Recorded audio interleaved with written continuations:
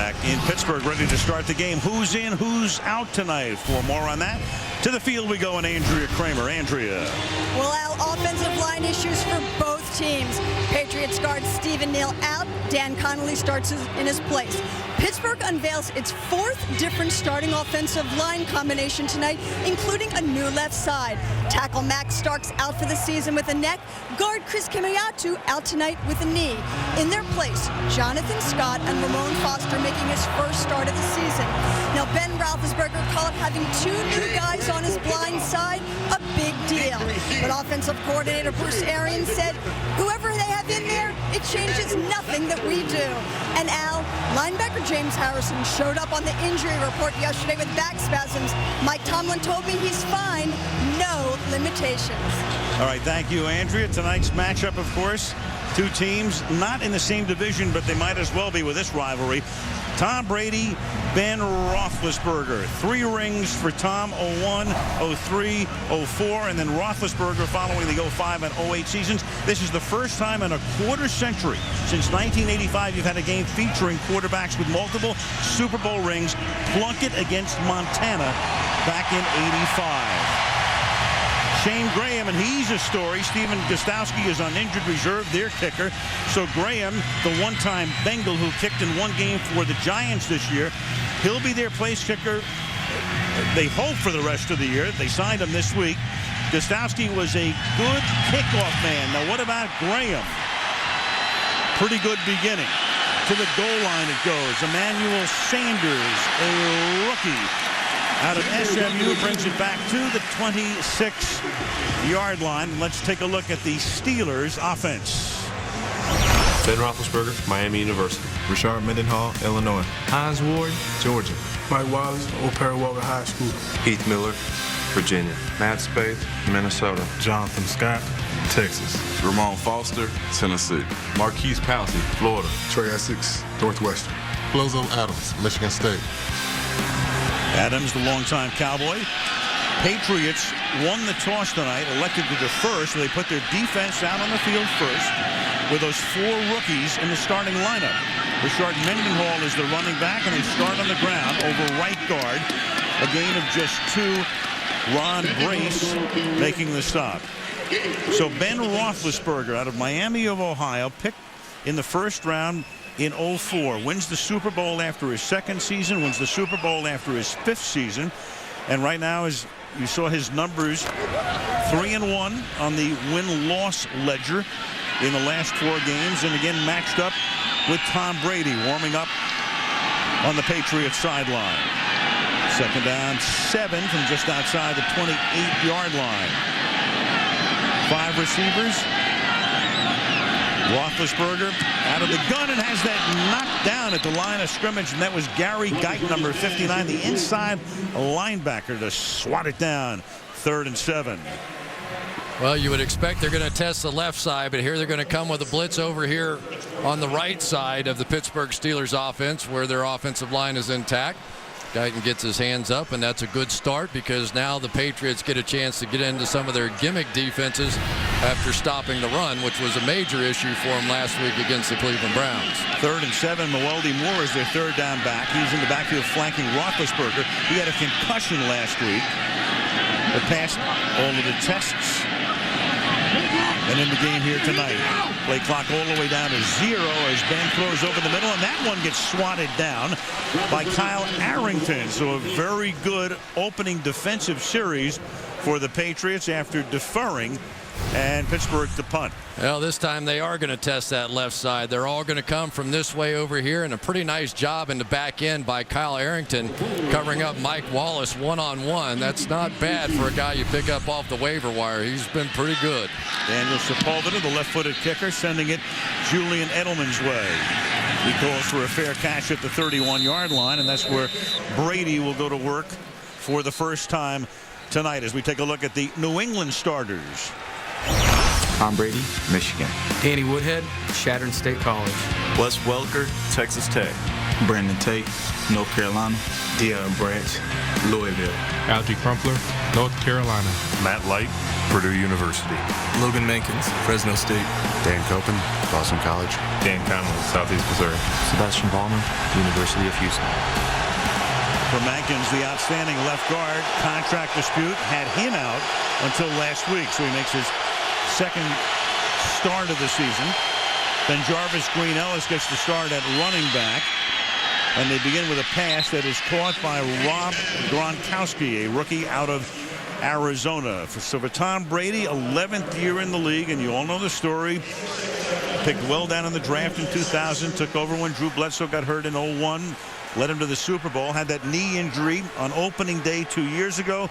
Good year last year, but it ended with a New England loss to Baltimore in the playoffs, and now he's guided the team to a 6-2 mark thus far.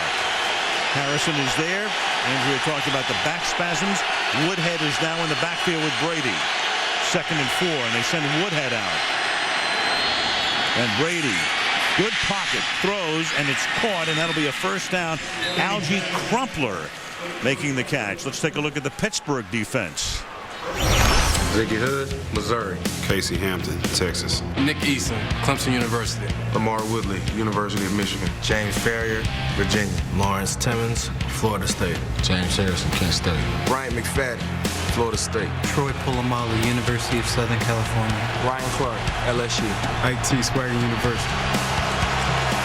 That Pittsburgh defense mentioned at the top, fewest points allowed in the league. And Brady has time again and is able to check it down and picks up another first down. Gronkowski makes another catch. So he's been going to his tight ends on the opening drive. First down, New England. If you're going to beat Pittsburgh, you have to be able to do it on the outside here against these outside linebackers. And for Matt Light, he's just an old war horse out there. And, of course, we'll keep an eye on Harrison and see how that back holds up. But Brady looking one way, comes back to the backside. And for Gronkowski, a better start this week than last week. Yeah, especially on the kickoff where he called for a fair catch and then didn't catch the ball, and that resulted in a turnover and more Cleveland points. And this has been Jarvis Green Ellis inside the 35 and takes a couple of guys for a ride down to the 30-yard line. Logan Mankins helping to lead the way, and that's an 18-yard run, and that's the longest run of the season against the Pittsburgh defense. One of the surprises has been this guy right here, Algie Crumpler, as a blocker. You'll remember him back in the days with Atlanta and catching all those balls. Well, now he's sort of become the go-to blocker on this team. And now I think that might have been the longest run against this Steelers defense all year. Just mentioned it had been 14 yards, and that goes for 18. And the ball is at the 30-yard line, first down. Again, 5 receivers. And the pass is caught. And this time it's Wes Welker taking it to the 20-yard line. One thing about Bill Belichick through the years, when he faces Pittsburgh, he is pass crazy. Take a look at this. In the regular season, 73% of the time against Pittsburgh, he throws the ball. 55-45 against all other teams. And Brady in those games, a 3-figure pass rating in 4 regular season games against the Steelers. Already 4 first downs on this drive. Green Ellis this time gets stopped in his tracks after crossing the 20-yard line. James Farrier makes the tackle.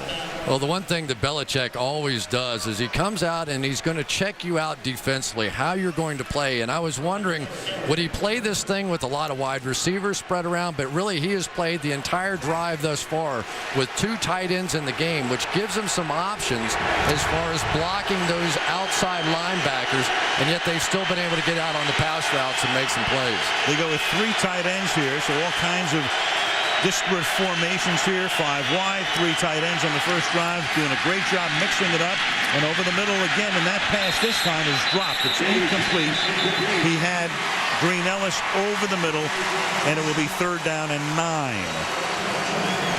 Well, for Pittsburgh, there's a few different looks in there as well. Of course, if you've been following the Steelers, you know that Aaron Smith and Brett Kiesel, 2 of their outstanding defensive players over the years, out Nick Eason, Ziggy Hood in there now. So maybe a little better opportunity to run it than in the past against Pittsburgh. Pittsburgh has not allowed a first quarter touchdown all season. Not only opening drive, the entire first quarter. 3rd down and 9. Play clock at 1. And the pass is caught on the run. Touchdown, Rob Gronkowski.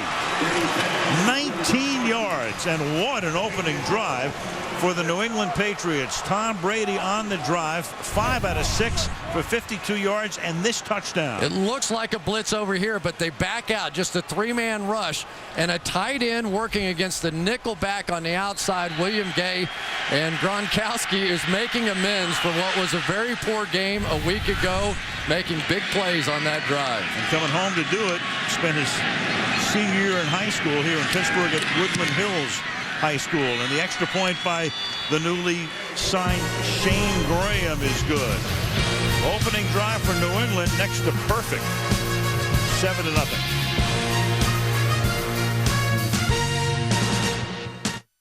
Pittsburgh, PA on this mid-November Sunday night. Gronkowski, last week, a week to forget for him, and tonight, well, a touchdown in the town in which he attended high school his senior year. 3 catches on that drive, and it's 7-0 as Emmanuel Sanders takes this kick back, skirts the sideline. Good run back as he gets it out to the 37-yard line. Roethlisberger and company back out, down by 7. Two really great nose tackles tonight. You've got Casey Hampton for Pittsburgh, and on the other side there is Vince Wilfork. 7 seasons. There's Casey. 2 fraternity brothers, the fraternity of nose tackles. Wilfork said one day we're all going to get together and go find the biggest buffet we can chow down at. Here's Mendenhall taking it out to the 39-yard line.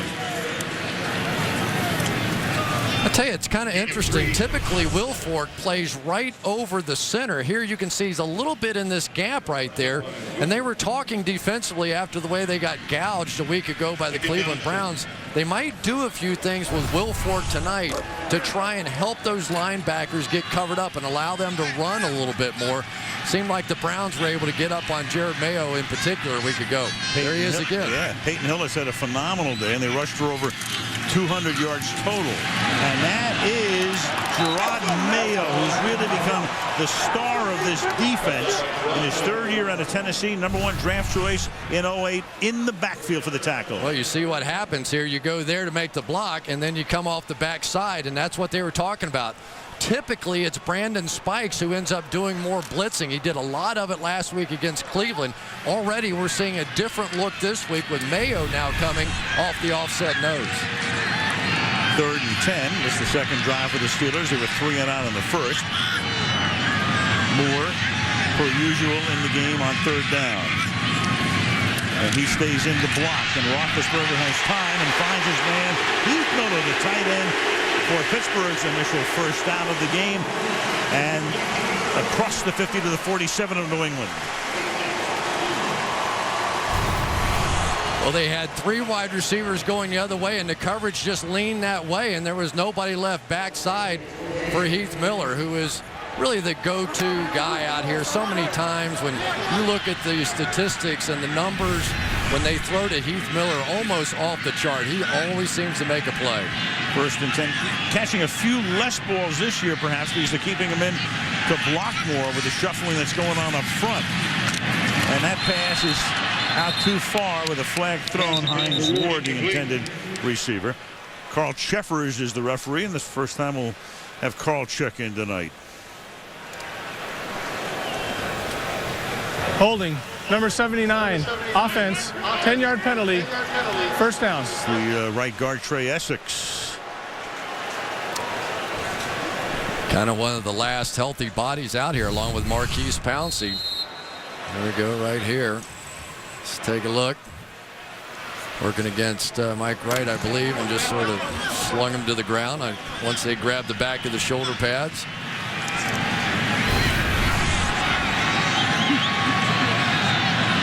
Halfway through the quarter now, 1st down and 20 from the 42-yard line. Ben protected well in the pass, a little high and a little behind Wallace. Let's take a look at the New England defensive starters. Ron Brace, Boston College. Vince Wilfork, University of Miami. Brandon Dedrick, Crimson Tide. Jermaine Cunningham, the U, University of Florida. Gerard Mayo, Tennessee. Brandon Spikes, Florida. Bob Nikovich, Purdue University. Devin McCourty, Rutgers. Brandon Merriweather, proud father of Morgan Merriweather. Patrick Chung, Oregon. Kyle Arrington, Hofstra.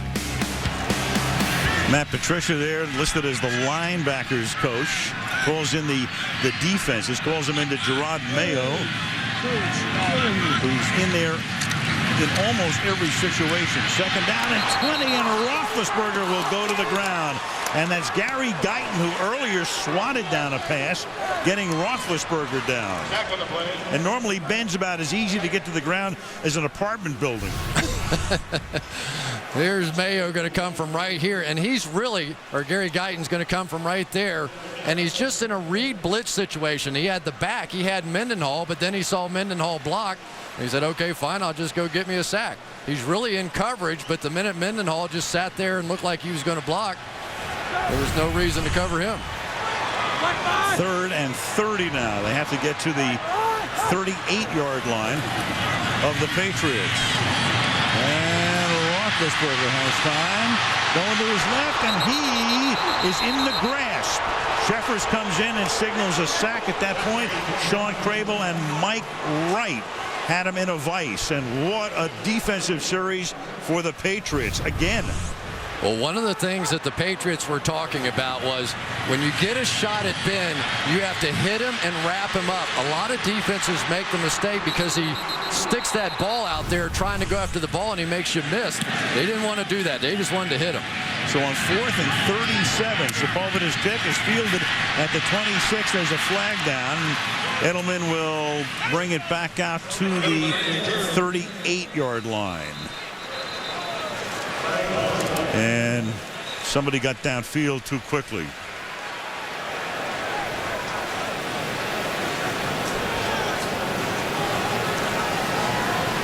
Checking with Belichick to see what he wants to do. Number 55 of the kicking team was ineligible downfield on the punt. That 5-yard penalty will be added to the end of the return. Timeout. Stevenson Sylvester sets New England up near midfield. Pats on top by a touchdown. When it comes to rebounds, there are very few coaches like Belichick. Since 2003, New England 22-2 in games following a loss. And last week, they were beaten, not quite humiliated, but beaten up pretty good by the Cleveland Browns. There was no question that the Browns were the better team last Sunday. From the 42, Brady juggles the shotgun snap and is still able to get it away, and it's Deion Branch, the once and current Patriot, who comes back to the team after they get rid of Randy Moss, and now they're going to try to go quickly, thinking about the possibility that Pittsburgh would challenge the call. So Brady got him up to the line. Take a look at this. Tomlin has gotten the word from upstairs not to challenge, and New England runs the play with Danny Woodhead taking the ball to the 44-yard line. And a flag on the other side of the field at the 36-yard line. So totally away from the play for the penalty here. Julian Edelman and Ike Taylor scrapping back there. Don't know if that's where the foul was. There's no foul for illegal substitution. The player in question was in the prior play. Second down.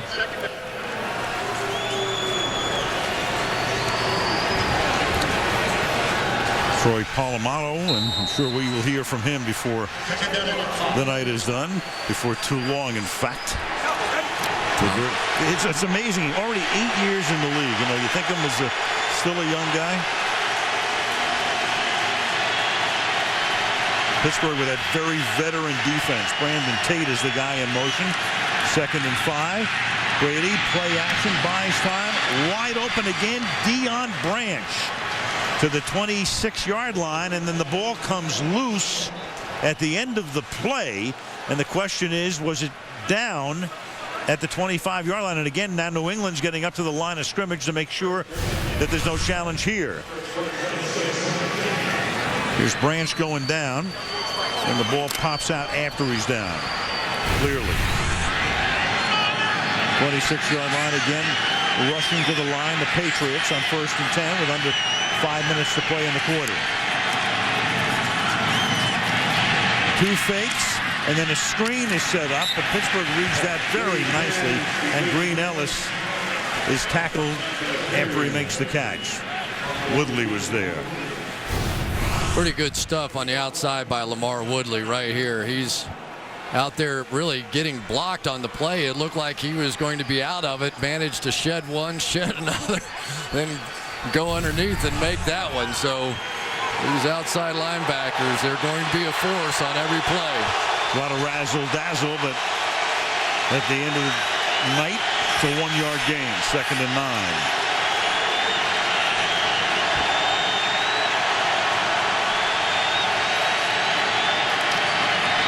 And Brady throws, and that pass for Branch is incomplete. 3rd and 9. Deion Branch was with New England, wanted more money, wound up signing with Seattle, then they brought him back. Remember a few years ago when Brady had a whole bunch of receivers and there was really no number 1 guy in the middle of the decade. We said to him one night, hey, who's the best? Who's your best guy? And he said Deion Branch. And a year later he was in Seattle. Yeah. But now he's back, and it's 3rd down and 9.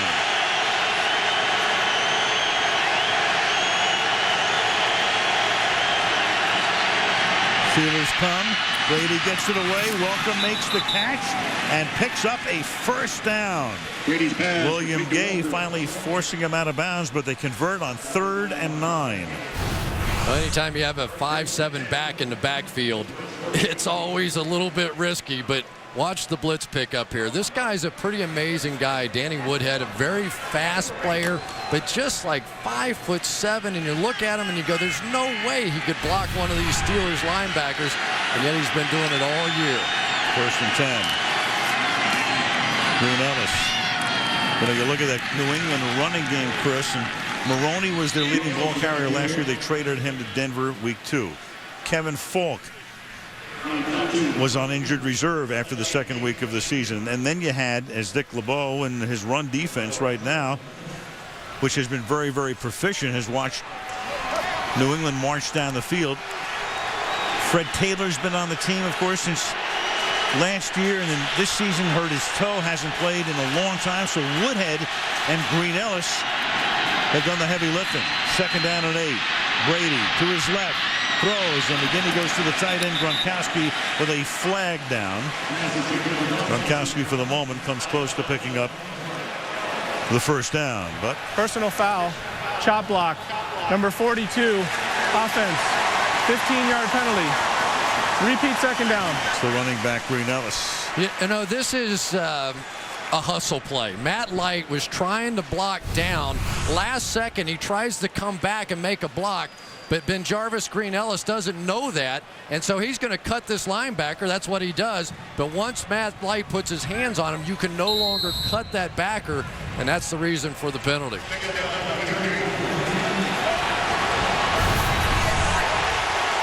2nd and 23.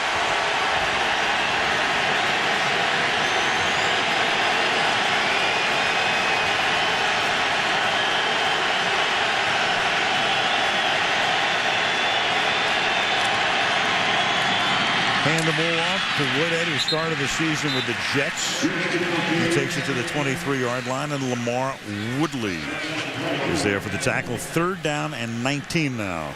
Yeah, it's always a guessing game, and these two so good at it. Tom Brady and Dick LeBeau going at it. Anytime you get backed up, 2nd down and 20, you're expecting a blitz out of Dick LeBeau. Just didn't get it that time. But watch inside. Wes Welker and Troy Polamalu. Those two guys, Welker's one of the best blockers, and Polamalu's one of the best, period.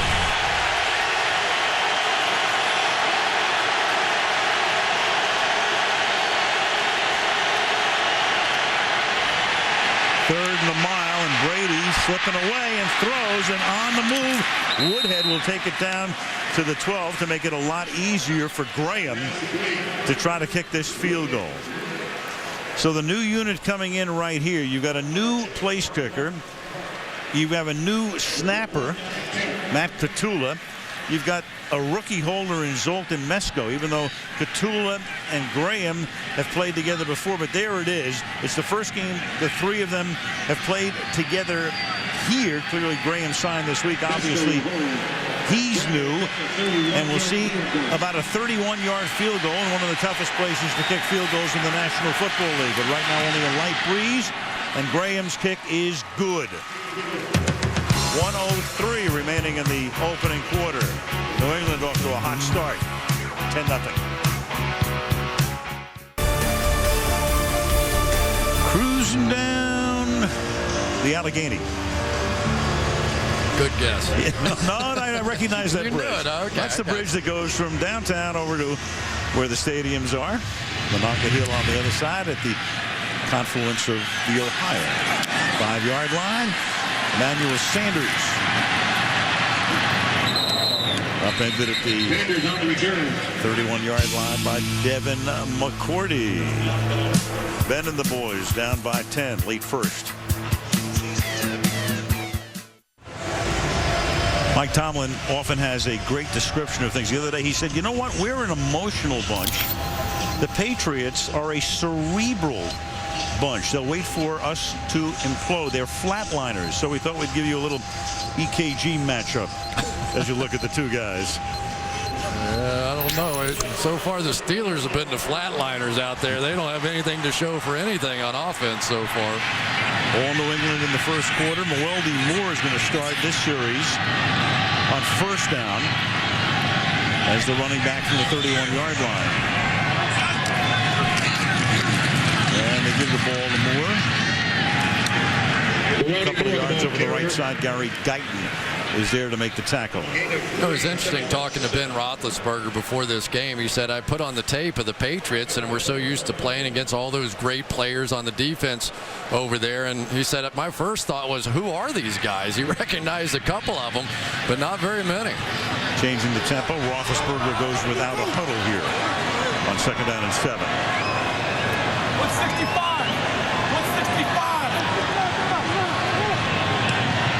Maybe no huddle, but that hardly changes the tempo. Play clock already down to 5. 2nd and 7, and over the middle. Catch is made by Hines Ward. Makes his first grab of the night. A little slow to get up as the potential future Hall of Famer as the clock expires, and that is the end of the first quarter. All Patriots 10-0. New England end of 1. And Sunday Night Football resumes after these messages.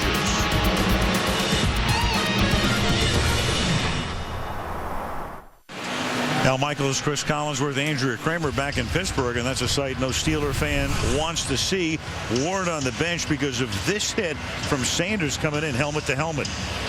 Yeah, and then the question becomes, was he still defenseless, or had he caught it and turned up the field? I don't think that he had quite turned and become a runner yet, but he was wobbly coming off the field. We saw him take 3 or 4 missteps trying to walk to the bench, and he had help.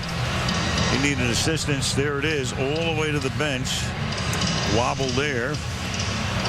And a couple of more as well on the way to the sidelines. So we'll get a report as soon as we can, obviously, about a man who is as important to this offense as anybody.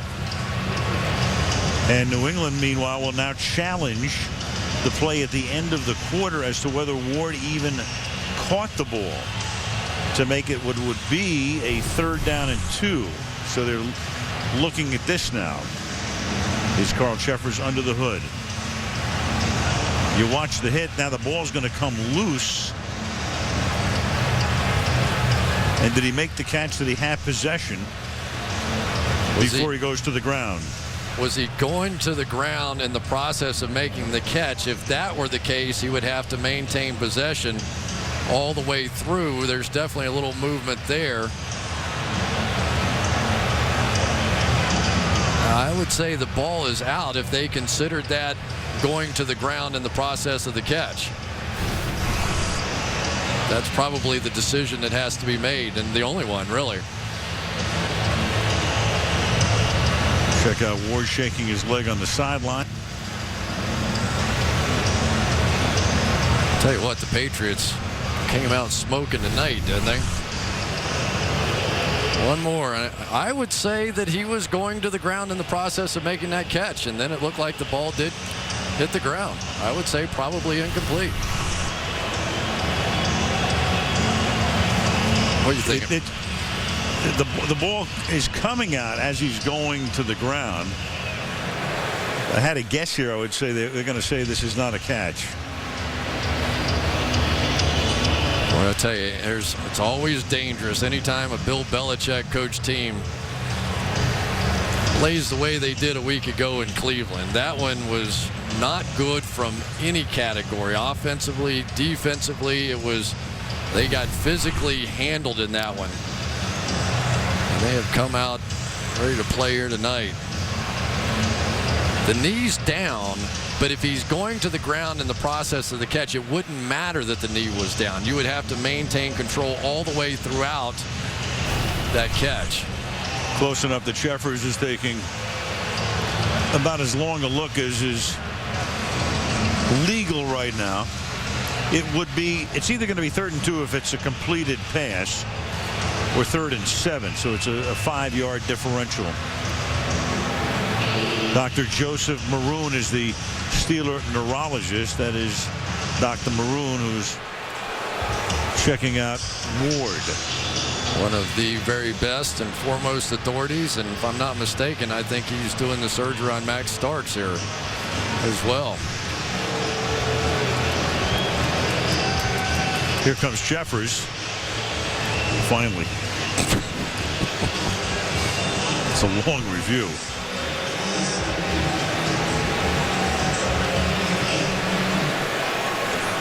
After review, during the process of the catch, the receiver did lose possession of the ball. The ball hit the ground.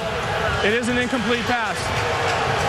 It'll be 3rd down and 7 on the 34-yard line with 10 seconds left in the first quarter.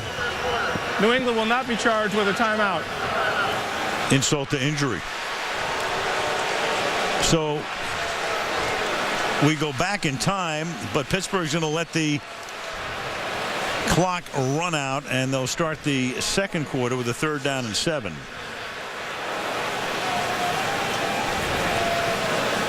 Or we're going to come back, and let's see if they want to run a play here from their own 34-yard line.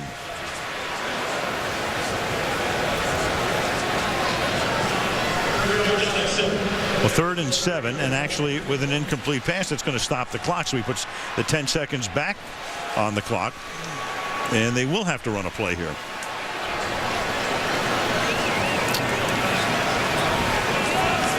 Well, for Ben Roethlisberger, the protection has been okay on the left side where the substitutions have been. Really, the guy that's been struggling so far tonight has been Trey Essex. Antoine Randall L., number 82, who's back with the Steelers after 4 seasons in Washington, comes in Ward's spot as Roethlisberger retrieves and then throws, and coming across the formation and getting whacked at the 41 close to a first down is Mike Wallace.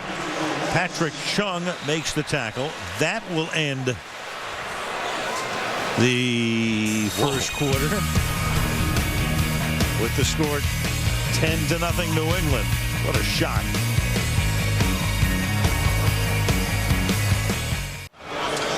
That Patriot defense, and we talked about them at the beginning of the telecast, and they played a very good first quarter. Defenders to start all 9 games, just those 3.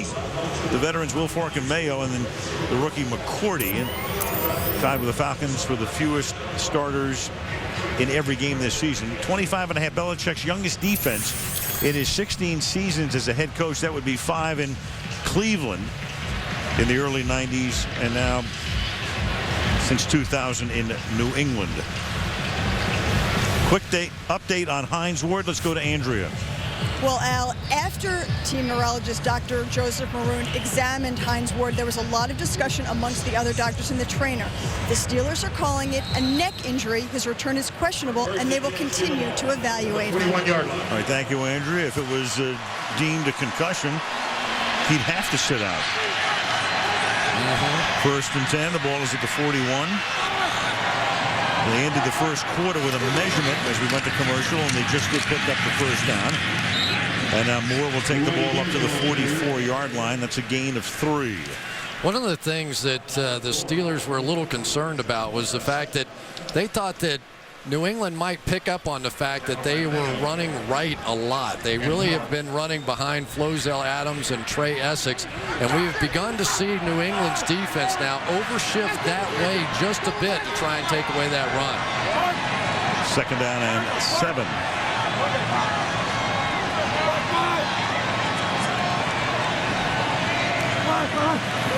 That is 5 receiver set.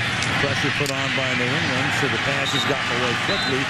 And Weldy Moore makes the catch, but he'll be less than a yard shy of a first down. 3rd and 1. Gerard Mayo coming on the blitz that time, and he may have gotten away with one. This was pretty close to a late hit. That ball's out, and he still delivered a pretty good blow. So I'll tell you, the Patriots tonight have come out hitting. This has been a very physical game so far. They've taken it to the Steelers so far. And on 3rd and 1, busting his way through the middle and picking up the first down is Weldy Moore. It was so strange watching the game last week where the Pittsburgh Steelers were out there and just sort of having their way with the Cincinnati Bengals running the football. The week before, they really had struggled to run the ball, but then Rashard Mendenhall just took over when the game mattered most, and he's really begun to show something. He's been struggling with a little bit of a shoulder injury lately, and they're trying to reduce his carry, so we're seeing Weldy Moore in a little bit more tonight. Steelers again go no huddle on first down, and it's floated and incomplete, intended for Emmanuel Sanders. Devin McCourty, a rookie on the rookie Sanders. Boy, I tell you, they love this Devin McCourty. They said from the first day that he showed up that he just had it. He played like a veteran. He studied like a veteran. They just couldn't believe how polished he was the minute he walked in. He was like one of their old school veterans that they've had on this team forever. They think he is going to be a long-term Pro Bowler on the outside. 2nd and 10 from the 45. And Roethlisberger guns that for Sanders, and that is incomplete. McCourty again on the coverage. 3rd down and 10. Well, they're trying to pick on that left side of the offensive line of the Pittsburgh Steelers, but at least so far they've been up to the call. Jonathan Scott, Ramon Foster, those guys over there filling in for Max Starks and Chris Kamawatu have been doing a nice job. They've run probably 3 or 4 different looking blitzes that way, and they've had the answer. Those 2 guys, there's Kamawatu right there. You get the 2 guys, the 2 new guys that guard and tackle, and the rookie center. And they love him, Pouncey. 3rd and 10. Ben, he's going to go down again, and that's 3 sacks. And that's Tully Banta-Cain. Sack of the play. Well, I put the kibosh on him there, Al. As soon as I brought it up, they bring their best pass rusher off the edge, a little spin move, and got right after Ben Roethlisberger. And you've got to wonder if that may get inside the head of Roethlisberger a little bit. You know, you're already questioning that backside, that blind side, and then you get hit on that one. Sepulveda had to reach for the snap. And takes a nice bounce for New England as it hops into the end zone, and Brady will get the start from the 20-yard line. 12:47 remaining in the first half. 10-0 Patriots.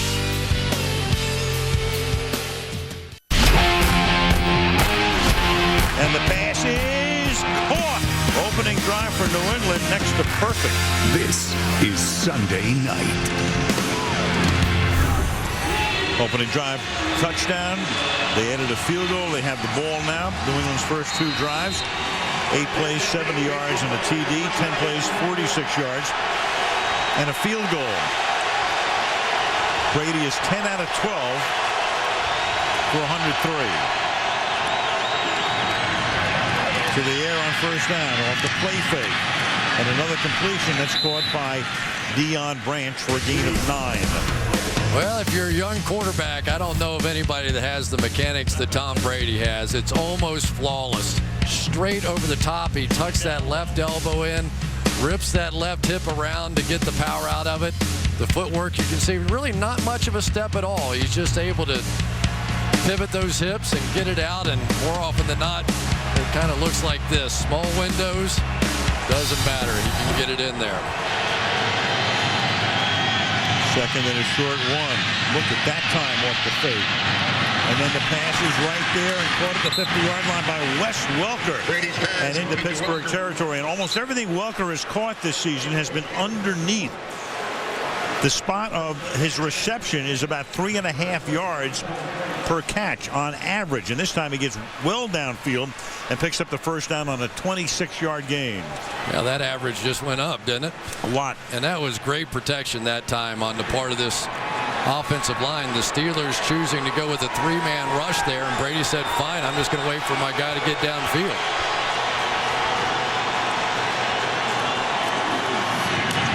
Quick toss. Welker. And he fights his way for a first down. When you think about last season, Welker ended his year in Houston on the last day of the season, tearing his ACL and his MCL. And that was one of those things that was so bad at first, you thought it was a career ender. Didn't even miss a game, as it turned out. And even without Randy Moss, there were a lot of questions. If Randy Moss went away, would Wes Welker's numbers go away? And they were diminished a little bit. Let's just be perfectly frank about that. But they have found a way to continue to be productive. First and 10. And look at Brady.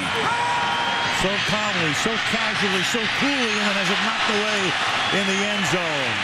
Brian McFadden was able to get back there, and Brandon Tate, the speedster, the second-year guy out of North Carolina, who's run a couple of kicks back for touchdowns this season, the intended receiver. You see this out of the Patriots. When they want to take a shot down the field, they love this fake reverse action because it takes the outside linebacker and shifts them out. The pass rush isn't there, and they'll try to take their shot down the field there. That's their answer now for Randy Moss being gone, trying to get Tate down in behind the secondary.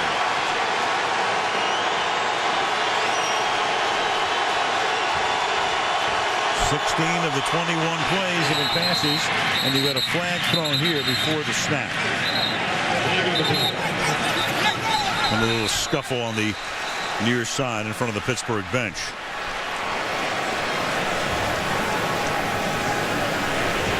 False start, number 83, offense, 5-yard penalty, second down. Welker ending the play.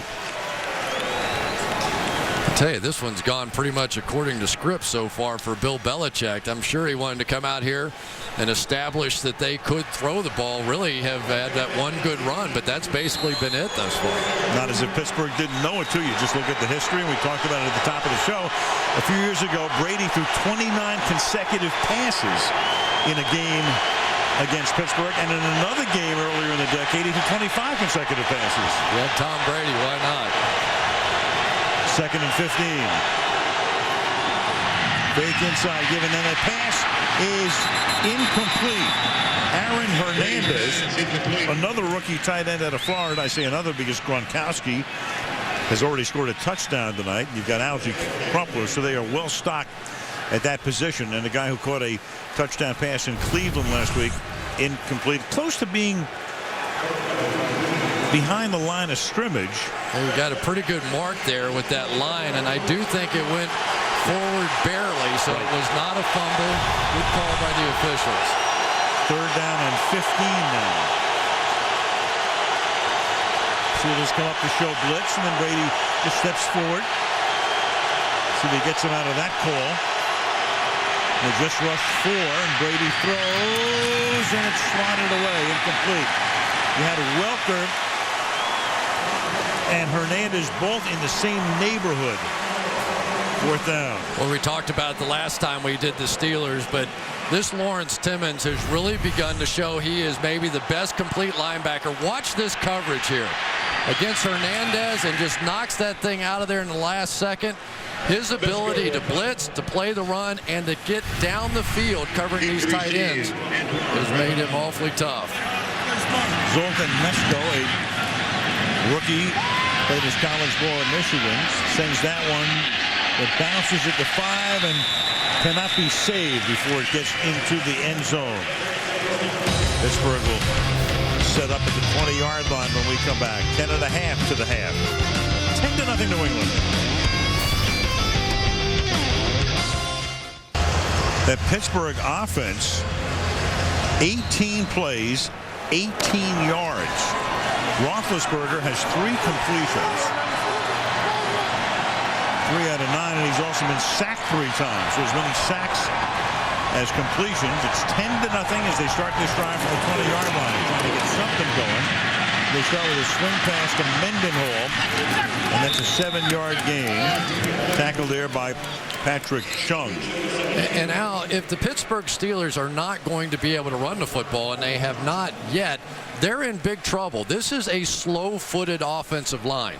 So if you're going to allow the New England Patriots to know you've got to drop back and throw the football, they're not really equipped to do this. They're supposed to run the football, go play action, let Ben Roethlisberger move around a little bit.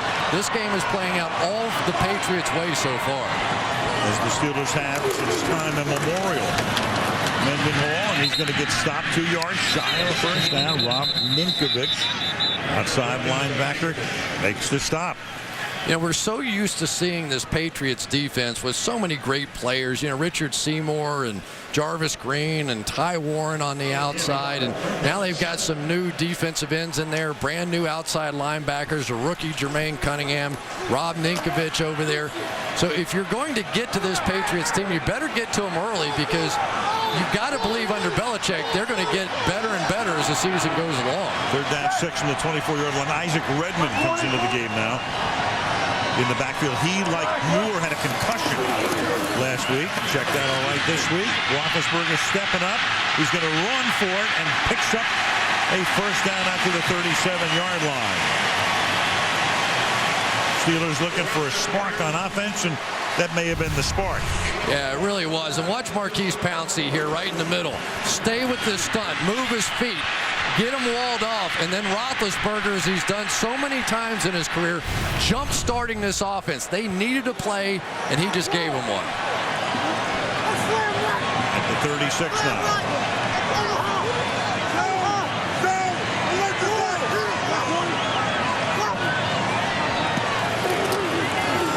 Mendenhall, nothing through the middle. Brandon Spikes, rookie out of Florida, drafted in the 2nd round. And you know the Patriots love to stockpile those draft choices. Look how much space here Vince Wilfork has as the nose tackle. He almost plays like a 3rd linebacker in there. It's very hard to get movement on him. That time you do at the end of the play, but he did his job. His responsibility is the gap on either side of the center. He allowed his linebackers to fill. That's what he has to do. You do the dirty work. That's it.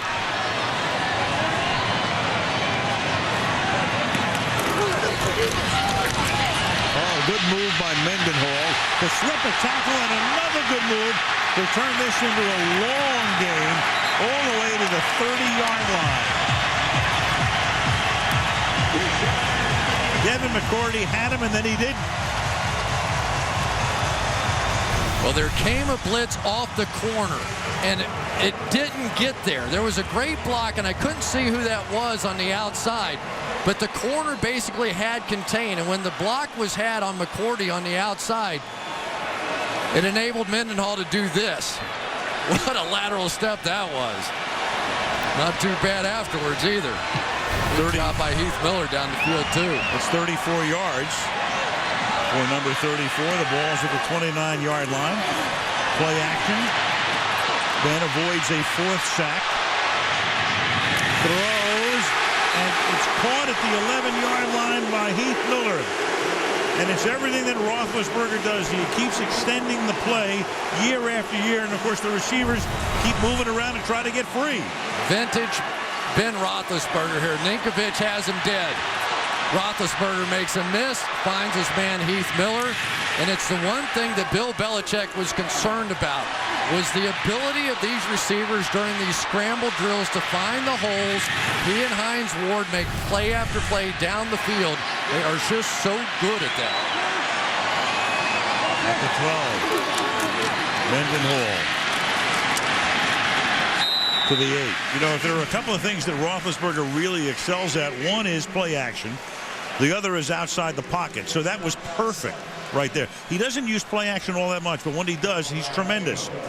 And there are the numbers out of the pocket. As you well know, play action only works when you get your running game going. That time they got Mendenhall going, hit a couple runs, and all of a sudden this offense starts to open up. Now they're starting to look like the Steelers again.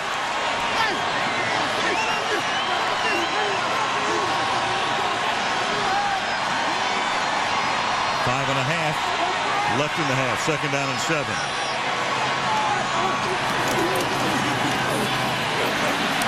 And it's thrown and incomplete. Wallace couldn't hang on to it. Hits the ground in the end zone.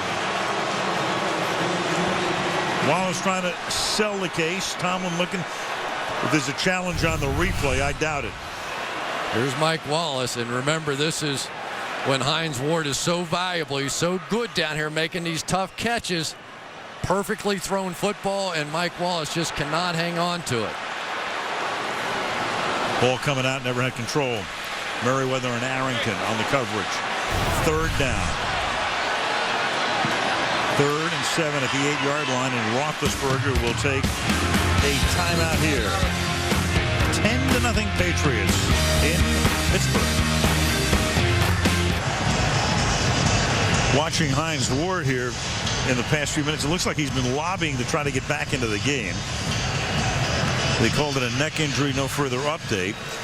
There's Wallace, who now becomes their #1 guy in Ward's absence, who just barely missed a touchdown on the last play.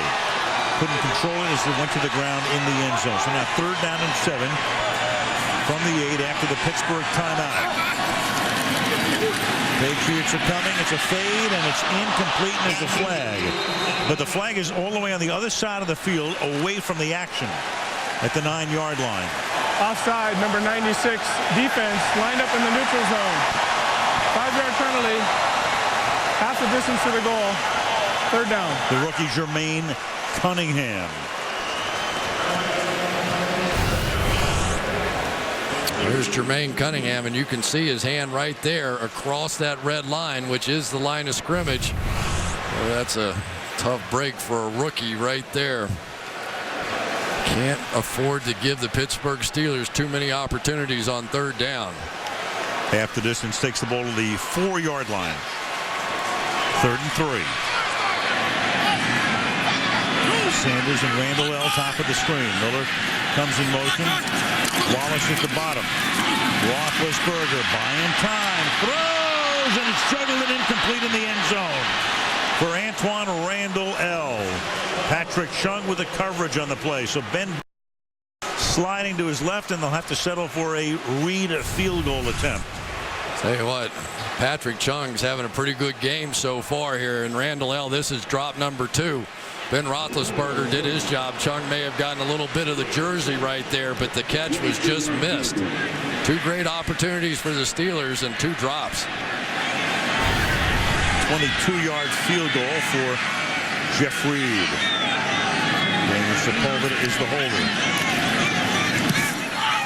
And Pittsburgh gets its first points of the night with 5:08 to go in the half. New England 10, Pittsburgh 3.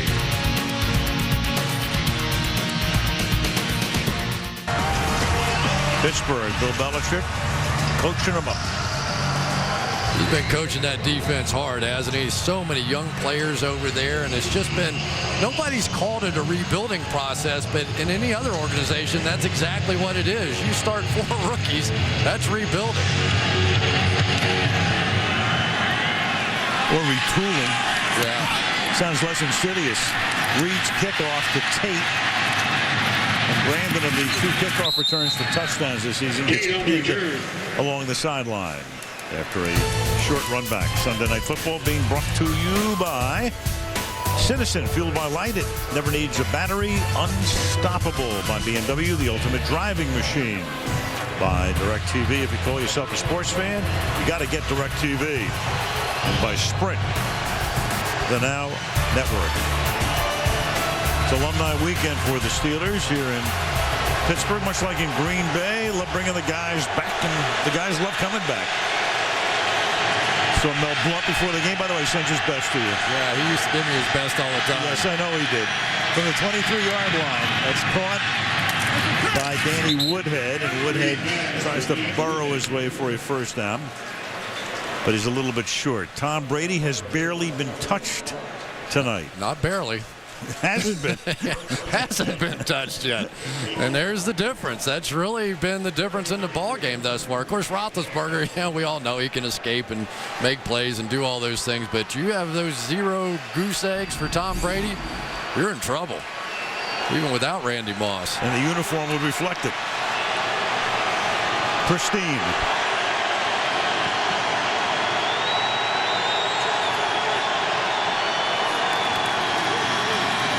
Brady. Oh, and then Welker turns around and started to run upfield before he was able to grasp it.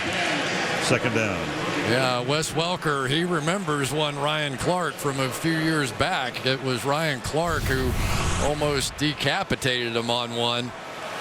This time Welker just took his eyes off the ball for a moment, and we are seeing the Pittsburgh Steelers working hard on not that hitting with the helmet. They have been dropping shoulders, and if anybody, it's been the Patriots tonight. Second and 10.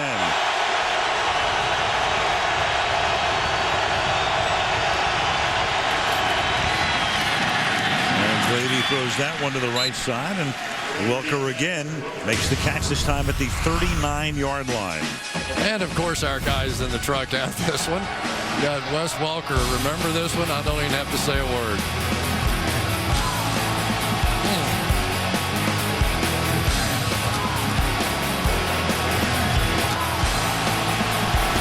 Have your kids grow up to play golf. Wow. 3rd and 4.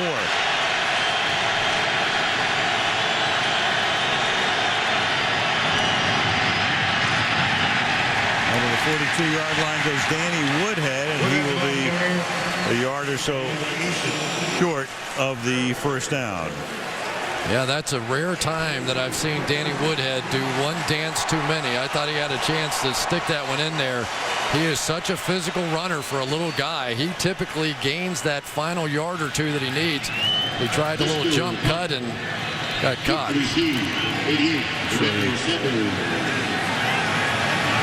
Anger expressed by Brady after the play. Mesko, the punter. Booming kick. Fielded at the 6-yard line by Emmanuel Sanders. He takes it back out to the 18-yard line. See Brady after the play. Somebody didn't do what he was supposed to do. Or he wasn't happy with the play call. You end up with a 3rd and 3, and Tom Brady thinks he should be the one making the play, not the running back.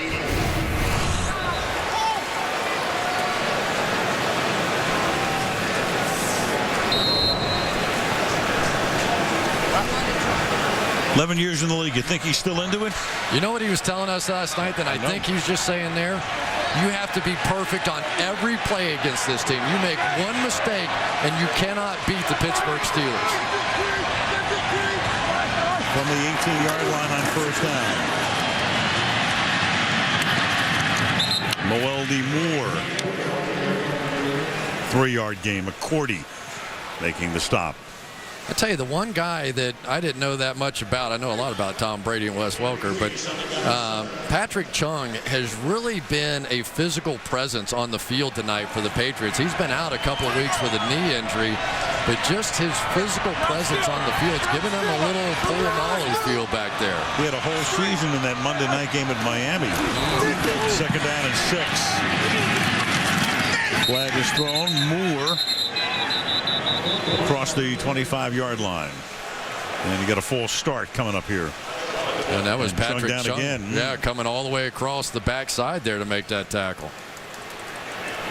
Illegal formation offense. Number 72 was not on the line of scrimmage, leaving only 6 men on the line of scrimmage. 5-yard penalty. Repeat second down. Jonathan Scott. Yeah, all the way up here, you're going to see Patrick Chung chase this thing down. This is about a 50-yard sprint to get this one from the backside, and that's what we're used to seeing Polamalu do. And that will take us to the 2-minute warning before they get the play off. It'll be second down and 12 on the other side of the break. 2 minutes to the half with the Patriots up by 7. Second and 12 with the ball at the 16-yard line. Steelers with 2 timeouts remaining. And Ben going deep downfield and incomplete. Randall looking back and losing his balance. Covered by Sergio Brown. It'll be 3rd and 12.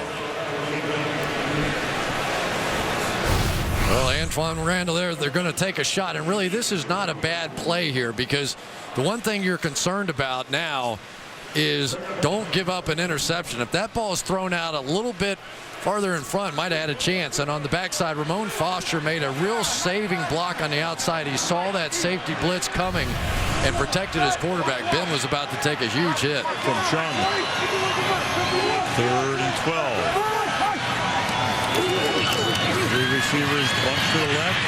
Ben gets hit, throws, and that's incomplete for Heath Miller over the middle. Again, Roethlisberger contacted, as he is so often, but still getting the pass away. It's 4th and 12, and the Patriots might wind up with pretty good field position after this punt. Tolly Bantacane is getting close. He's getting underneath Jonathan Scott, and Ben was just too big to get him down.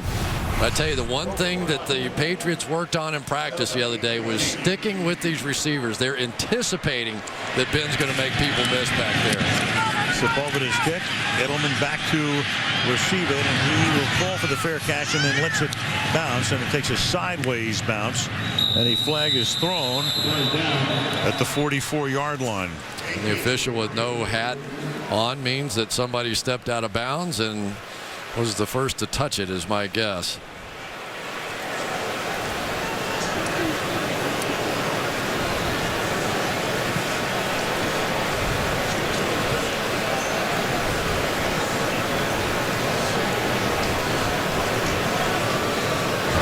Number 23 of the kicking team went out of bounds, came back in bounds, and was the first to touch the kick.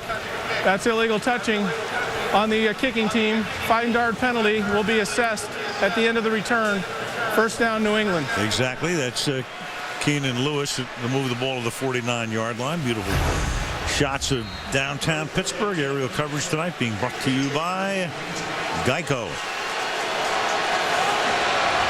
Now the Patriots with their full complement of timeouts start from the 49-yard line, and Lawrence Timmons makes his presence known to one Daniel Woodhead.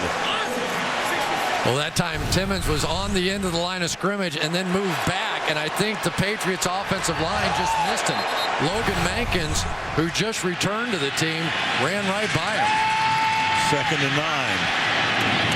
And that's caught by Branch before he steps out of bounds for a first down.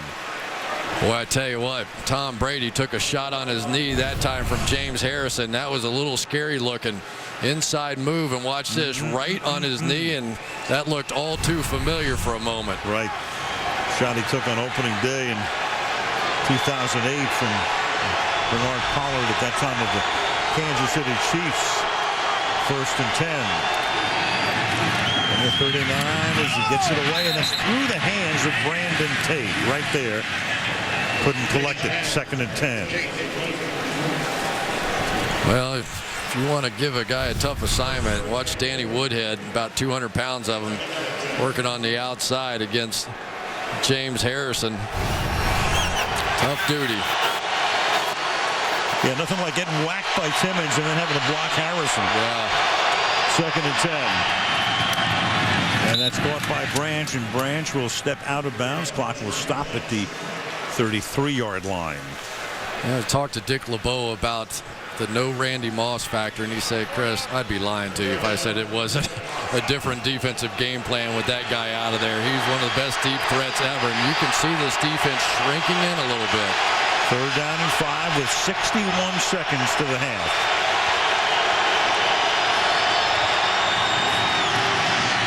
Clean pocket again, and that pass is too high and incomplete, and a little bit behind Walker, who is covered on the play. Troy Polamalu that time came in on the blitz. Yeah, man coverage underneath, but then Polamalu just anticipates it. He sees Brady looking this way. He really just is going to jump that route. And if the ball had been thrown a little bit better, you never know. Polamalu might have had that one. And then he was blitzing Welker. Belichick just called a timeout before a 4th down and 6 with the ball at the 33-yard line. So if you want to kick a field goal here, you're talking about Graham just joined the team, about 52 yards. Yeah, that's a big trust factor, wouldn't you say, right there? We watched Shane kicking in practice the other day, and if he hit it pure, he could definitely make this kick. He does tend to miss a little bit. He has a push shot and he has a pull shot, but when he hits the ball on the button, it goes straight down the middle, and he could make it from here, but you'd also be leaving a lot of room for the Steelers to go the other way. Gonna line up to go for it.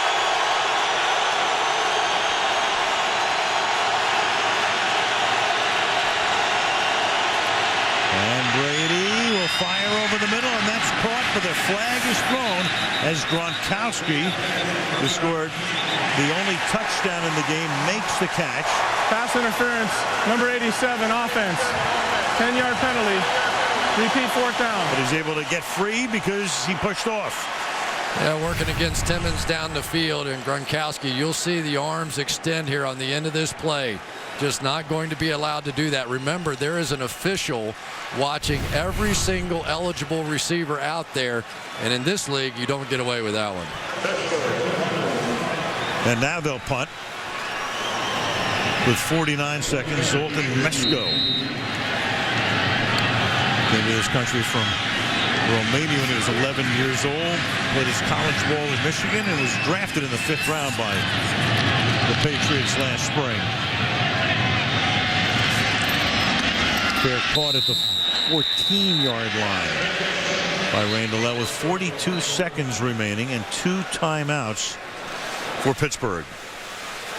Yeah, a little bit of an interesting decision here to make now. Do you crank up your offense and try and do something with it from your own 14, or are you okay going in down 10-3?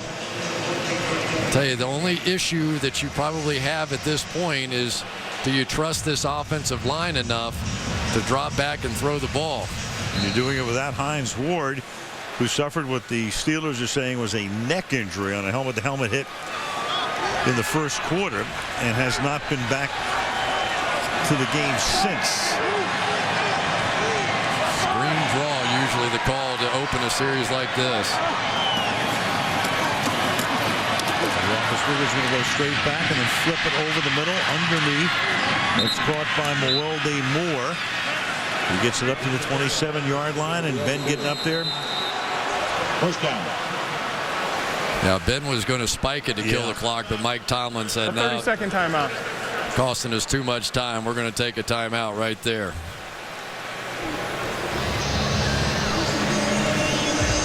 Well, for Ben Roethlisberger, it has been a night like he's experienced before. He has been under pressure pretty much throughout the course of the entire game. They do such a great job with him of allowing him to move around, his pump fakes, he can escape. But tonight, the New England Patriots doing nothing fancy when they get to him. They're not trying to strip the ball. They're wrapping him up and getting him on the ground, and that's the mistake a lot of teams make against Roethlisberger. His number 6 out of 16 for 61 yards. 1 timeout left for Pittsburgh.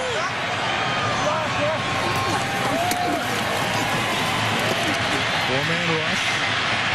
Buying time. Nobody's there, and he has to throw it into the bench.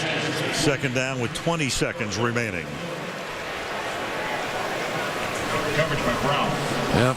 Mike Wright's really had a pretty good game so far. That time he's working against a star young center right there, Marquise Pouncey. And his speed and quickness, he is the leading sacker on this Patriots team with 4 sacks. That time they trusted Pouncey enough to just handle him one-on-one, but just the pressure straight back into Roethlisberger forced him out of the pocket. 2nd and 10.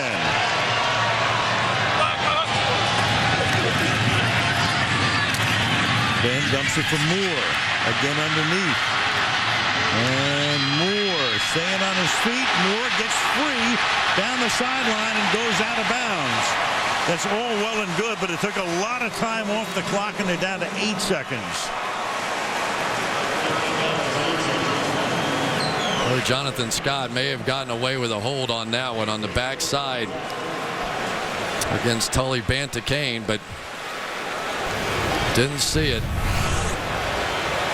Here's Jonathan Scott. See at the tail end of this play if he doesn't do a little yank down on that one. No call. The Pittsburgh still has a timeout, so they can use the middle of the field and call a very fast timeout as they try to work into field goal range. Second charge timeout, New England. And the Patriots take a timeout here. Well, for Jeff Reed, he's been awfully good inside of 40 yards this year, but it's been 40 and beyond that has been his struggle. He did have a 53-yarder, I believe it was 53 yards last week against the Bengals, but also missed one in that same range that could have clinched the game at the end and gave the Cincinnati Bengals one final shot down the field. And a break tonight in a place which is notoriously tough for field goal kickers, with a softer field and the wind normally coming in from the open end of the stadium off the Ohio River. Just the breeze tonight, and the field in good shape. Reed just 2 for 8 from 40 plus, 12 for 12 inside of 40 yards. So on first down, one play before a possible field goal attempt. Once 3 receivers to the right. Roethlisberger stepping up. This is taking a lot of time, and it's incomplete, and it takes 7 of the 8 seconds off the clock. Yeah, I was a little surprised at his choice there. They had some opportunities just to get something right in the middle of the field that you talked about. Call the timeout. The Patriots were way back. I mean, they were in total prevent there. There was an opening right in the middle of the field, but Ben just unable to find him on the backside. Now everybody's going to be standing back around the end zone. But there was a big gap in there. 30-second timeout. And now Pittsburgh will take its final timeout. So now they can do anything. But you're right. I mean, in a situation you have 8 seconds, you know, maybe you just throw it over the middle. The guy gives himself up. You take the timeout at that point. And then you send Reed into the game. Now it's Hail Mary time. Well, and we give Ben a lot of credit for his ability to scramble and make plays, but that was a time for an on-time throw. You know, you want to be Joe Montana there. Drop back, 5 steps, boom, get it in there, have your receiver get to the ground and call a timeout, and I think they'd have had a field goal. Or a decent shot at one. Instead, one play, barring a defensive foul from the 45-yard line.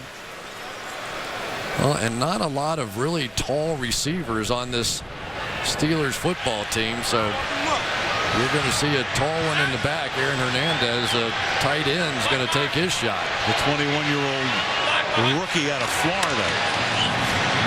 3-man rush, 8 covering. Ben's going to launch one into the end zone with a lot of traffic down there, and it's incomplete. And Hernandez gets into the middle of the action. So a very good defensive first half for New England. They lead by a score of 10-3 at the half. So we got a halftime show coming up next after these messages from your local NBC station. Al Michaels, Chris Collinsworth, Andrea Kramer, Heinz Field in Pittsburgh. Let's go to Andrea. Well, Bill Belichick very pleased with the play of his offensive line. Tom Brady not touched in the first half, but Ben Roethlisberger was sacked 3 times. Mike Tomlin said it's not a matter of better protecting. He's throwing so many quick passes, they have to tackle the receiver. Now, as for getting to Tom Brady, as for protecting Roethlisberger, he said it's just a matter of getting the ball out quicker for Ben. Also, Mike Tomlin said still evaluating Hines Ward, although he is out here on the field. All right, thank you, Andrea. And, of course, they said that it was a neck injury to Ward. I mentioned earlier, if it's a concussion, he can't come back into the game. So the report we got, neck injury, which means he could come back into the game, but he's not back into the game yet. Or hasn't been since that play. Chris, what do you make of that? I know what you make of it. Make of it the same thing I make of it. Yeah, it's a neck injury, not a concussion. Right. Here's Reed kicking off. 5-yard line, Brandon Tate. 23-yard line. So New England getting the ball after they deferred by winning the coin toss. And here it is, the numbers through the first half. And again, that run-pass ratio. There it is for the New England Patriots. Through the years, we talked about it going into the game. Since Belichick has been in New England, when they've met, it's normally been about 3/4 passing and 1/4 running. And tonight, a little bit more than that even. I tell you what it's been about for me. It's been about a New England Patriots defense that has bounced back from last week. And meanwhile, there's Emmanuel Sanders. So you've got Ward, who hasn't been back into the game. And Sanders, who did see some significant playing time since Ward went out. And he comes out. Big special teams guy as well is Sanders. So he hobbles over to the bench as Brady starts things from the 22-yard line with a play-action pass. And that is caught by Green Ellis for a gain of 7 yards. Well, the protection has been the other story for the Patriots. When you have Tom Brady back there getting this kind of time and able to work it down the field, you're going to have problems defensively, even if you're as good as the Pittsburgh Steelers are. They really are just playing a lot of zones. They're playing, dropping back underneath, and that one shot there to Gronkowski is the difference in the game. That one touchdown, or it's a 3-3 game. And here is Green Ellis, and he gets taken down by Polamalu after he picked up the first down and was maybe on his way to the races. So a pass to him and a run by him and a first down for New England. Well, it's so good to have Logan Mankins back in the lineup. Of course, the holdout. He'd been out just this past week was the first time that he was able to get back in the starting lineup. And he is their power guy, probably the best lineman up front. Green Ellis again. Green Ellis the first 3 plays, they call his number. Gain of a couple, gain of 2, 2nd and 8. And really, Bill Belichick came right back to what worked so well on those first couple of drives. He has 2 tight ends in, he has 2 wide receivers, and then Jarvis Green Ellis. So he's going back to the formula that worked to start this game. Just fun to say that name, isn't it? Ben Jarvis Green Ellis. Absolutely. May I help you? They called him law firm when he first showed up. They went, what? That's not a player. That's a law firm from the 44-yard line. Brady throws. Green Ellis makes the catch, stumbles, but still picks up the first down and several more yards to the 39. Well, that time Lamar Woodley was crashing down inside. I don't know if he was anticipating run or not, but it left a huge lane on the outside as he comes here. Then Jarvis Green Ellis is going there, and there's nobody out there. Troy Polamalu had turned and run with the outside receiver, Wes Welker, and it left a lot of space. So Green Ellis is out. They put Sammy Morris into the game at the running back spot. And Sammy, number 3 on the depth chart behind Green Ellis, and Woodhead picks up a couple. Harrison making the stop. In the first half, Pittsburgh Steelers allowing 211 yards, second most since Tomlin took over as the head coach, and Mike now in his 4th season. 2nd and 8. Brady with a deep drop and then throws, and that's Branch making the catch. Got position on McFadden, who forces him out of bounds, but not until he reaches the 25-yard line for a gain of 13. Well, Brady has a way of finding the man coverage on the outside, and you're going to see McFadden at the top here going to take that inside technique. And if the Pittsburgh Steelers give you anything, it is this throw. If you're willing to throw comebacks on the outside, they're going to take their chances with that. They brought the blitz that time with William Gay. That meant man coverage. Brady saw it right away and made a big gainer.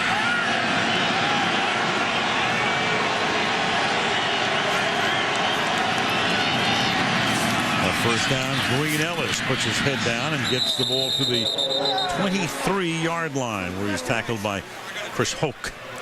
It was interesting talking to Troy Polamalu. Here's a guy that was so used to being able to sort of maneuver around and be the wild card in the defense. And he said, that's really not my job anymore. Lawrence Timmons now has that role. He's an athletic guy. He can make plays. He can play in the passing game. He can blitz. And so it's a little more structured now for Polamalu than it was. You think he's happy about it? He's always happy. 2nd and 8. Welker out of the slot. First down. So the Patriots had a brilliant opening drive in the first half and are on their way to another one to open the second half. Well, that time Brian McFadden had him in man coverage coming across here and just never got there. Wes Welker came in motion across the field. McFadden had man coverage and was nowhere close to being able to make that play.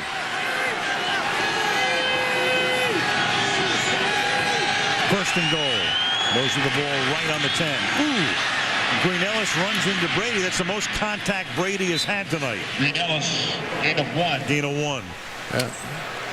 And well, Hampton then came in and hit Brady after Brady runs into his running back. Well, Algie Crumpler's coming down on this tackle trap or tight end trap that they love to run, and that was going to be there, and that was not the prettiest thing in the world. That looked like John Kitten a few weeks ago for the Dallas Cowboys down on the goal line. Running into Marion Barber, but he got tripped by the guard, as he did today by the center. 2nd and goal. They line up Crumpler as the fullback. Fake to Green Ellis. Pass to the outside is caught by Gronkowski for his 2nd touchdown of the night.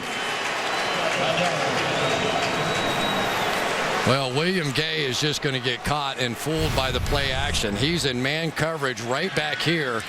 And as soon as Gronkowski blocks, he steps up thinking run, and then just there's no way he could get out there. So those little throws in the flat 3 times in a row burn the Pittsburgh Steelers, and the Steelers look really bad defensively that drive. A lot of mistakes.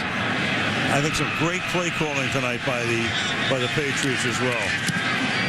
Extra point is good by Shane Graham, and with 9:48 to go in the third, the New England Patriots are on top 17-3. I used to hear Marino talking about, look at that head of hair. Yes, sir, buddy.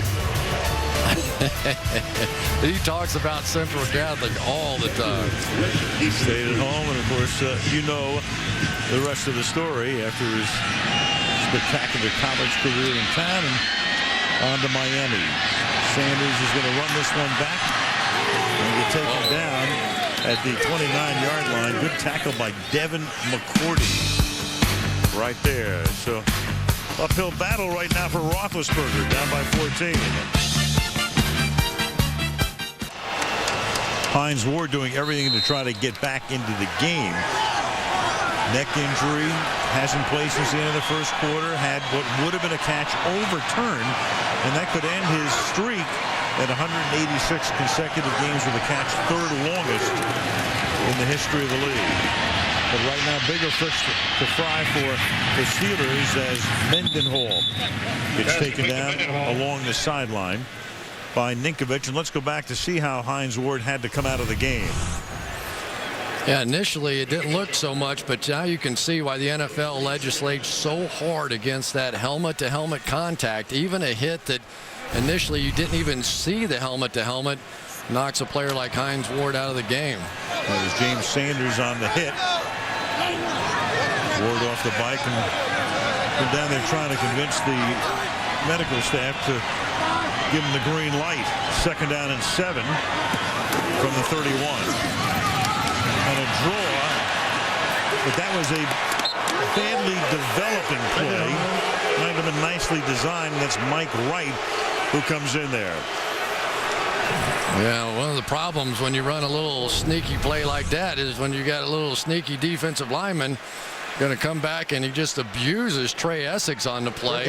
And that's not the first time tonight. I've seen that 2 or 3 times on the evening, and it's a good play. His quickness inside is making a difference against this slow offensive line of the Pittsburgh Steelers.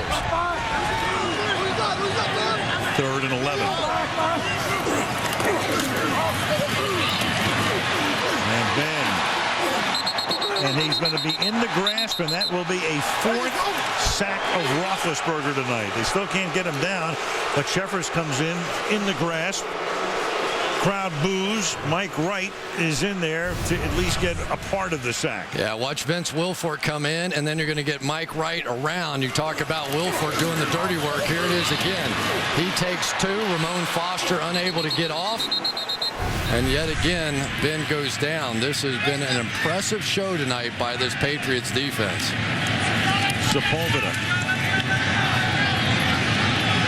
Their catch is called for. Made by Edelman, who then has a little bit of contact. The official looked like he was ready to go and pull out the flag, but he did not. Good. Yankee Stadium. Army Notre Dame on NBC. 1st and 10 from the 40-yard line is Brady. He only gets it swatted away. There's a flag. He gets the pass out to Crumpler. And you'll see the call here from Sheffers. Number 72, offense. 10-yard penalty. 1st down. That was Matt Light.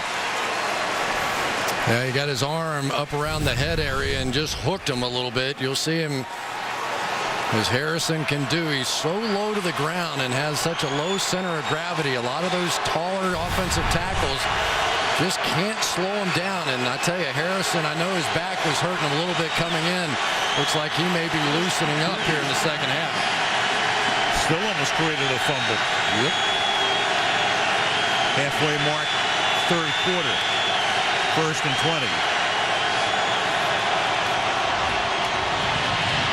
To the outside, and that bubble screen had no fizz. Welker makes the catch. Oh, Mike Tomlin talked about the flatliners on the Patriots. That would not apply to this guy. He was fired up when they missed the 3rd down opportunity, and he gave it all of them. We did a little lip reading. It wasn't warm and fuzzy or flatlining over there on that sideline. We talked about Tomlin before the game, telling us that it's the cerebral guys against emotion. Well, Brady is both. And that pass is incomplete, intended for Woodhead. It was interesting talking to Tom a little bit about it, and his wife, Giselle, basically asked him one day, why do you want to keep playing this game? You know, they're out there beating you up every single week. And he said, this is just what I love. He said, it's just my passion. I don't even know what I would do if I didn't play football. And you saw a little bit of that on the sideline. A lot of it. Meanwhile, Timmons just came limping off the field. Larry Foote, longtime Steeler, went to Detroit for a year and then came back. Number 50 in his spot, 3rd and 23.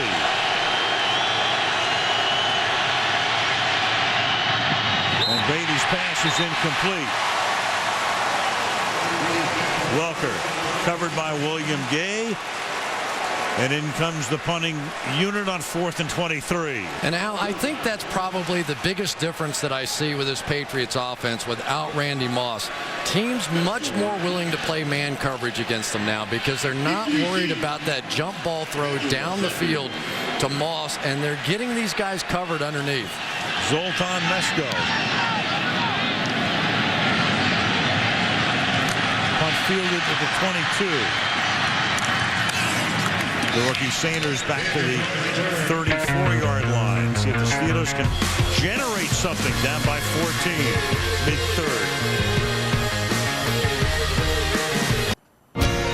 Patriots and Steelers since the turn of the century. Pats winning those 3 Super Bowls and the Steelers winning a pair. Brady and Roethlisberger ranking 1-2 in winning percentage. Patriots won 2 AFC championships right here, but the Steelers snapped that 21-game win streak that included postseason in 2004. So steady and solid through the years. Robert Kraft has owned the team since '94, and of course the Rooney family. And there's Art Rooney II, the president. They've owned the team forever. Dan Rooney, now the U.S. ambassador to Ireland, not here tonight, in Ireland, and no doubt watching the game. Mendenhall. Dan says he always watches. So Dan, milk and cookies to you at what, 3:45 in the morning? What does stability get you in the free agent era? Take a look at that. Patriots, Steelers, Packers. You know, they have a formula, and it works. They stick to it. Even Mike Tomlin coming in, you know, they had always had that defensive-minded head coach. They surprised a lot of people, and of course, with Bill Belichick and the Patriots, there's no guesswork at it. They have a system. They stick to it. They don't overpay for players, and they're willing to let guys go when it's time. 2nd and 6. And that is a first down for Mendenhall. Tackled by McCourty. Now, they're getting back to Steeler football a little bit now. They're going to bring Foster around, this little power O that they love to run inside. And this is really what they have to do. I think they've proven tonight that they're going to struggle in pass protection. So if that's the case, get back to a little Steeler football. It's pounded in there. Plenty of time left here. Roethlisberger swings it. Wallace makes the catch. They're going to be keeping him in check tonight, certainly not letting him go deep where he specializes in the long completion. Average catch for Wallace this season has been 19 yards, the point of reception from the line of scrimmage. Yeah, and I asked Bill Belichick, do you have anything special that you have to do for Mike Wallace? And he looked at me and he said, what are you, stupid? And he added a little adverb in there as well. So, of course, the guy's the fastest player in the league. And we definitely have to cover him and watch him a little more closely. Was the adjective blatantly? No. No.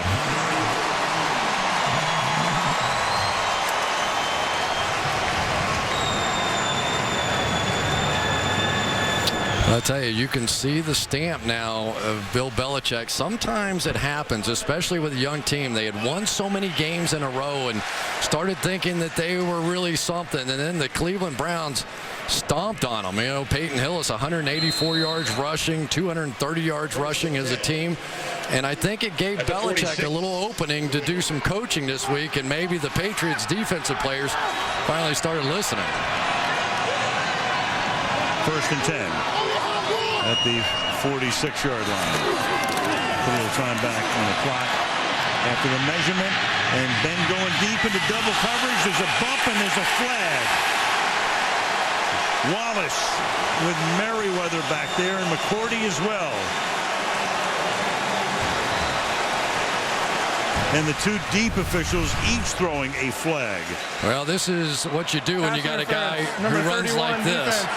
Send him all the way across the field, and Merriweather just got there too soon. And now you get the kind of things going that you need. They needed a break. This was an offense that had become stagnant. They got some runs working early in this drive, and it opened up a little play-action passing down the field. 38-yard penalty. 1st and goal. 3 tight ends for Pittsburgh. Sanders in motion. Mendenhall. A spin to nowhere. McCourty comes up from the corner to seal it. 2nd down and goal.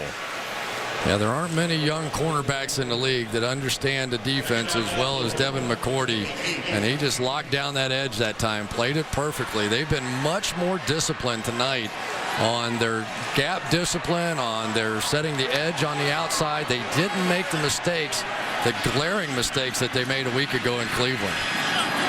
2nd and goal. 5 new defenders in. this play.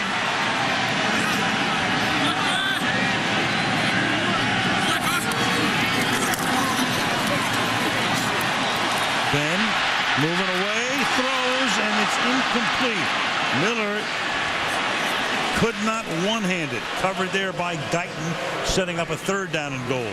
I tell you, Gary Guyton has had one nice game tonight in pass coverage. He is right here, and this is about the 3rd play in a key situation that he's been able to make. He stays inside. Miller gets on top of him. He cuts back underneath. Just able to make the play. Night began for Guyton by swatting down Roethlisberger's first attempt. 3rd and goal. And Miller comes into the backfield. Stays in for protection. And that pass is incomplete, and Sanders looked around too late. Covered by Arrington, and Ben says, what are you doing? Yeah, what are you doing is right, because that was a blitz read. Somebody had to break it off. And where are you, Hines Ward? Hines Ward is the guy that ordinarily is responsible. My guess is that he was supposed to come underneath this pick right here. He missed either an audible or a hot read. And Hines Ward's absence has come up huge inside the 10-yard line. They have completely blown their opportunities to score down here. 26-yard attempt now for Jeff Reed.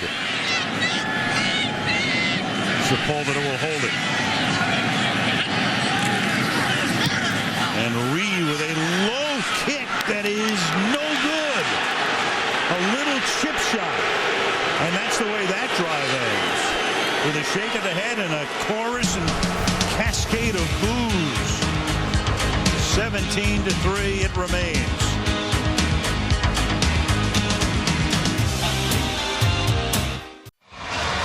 Home cooking not too appealing for one Jeff Reed. Lowest home percentage in the NFL among the regular kickers, and he just blew a 26-yarder to keep it a 14-point game and give New England the ball at the 20-yard line.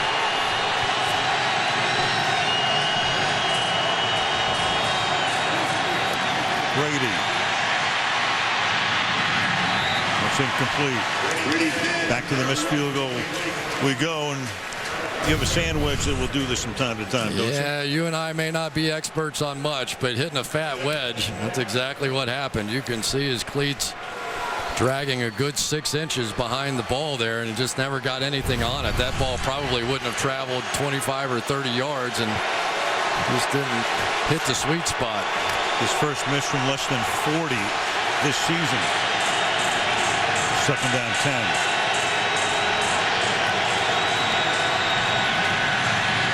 Look at that time for Brady. Look at that time.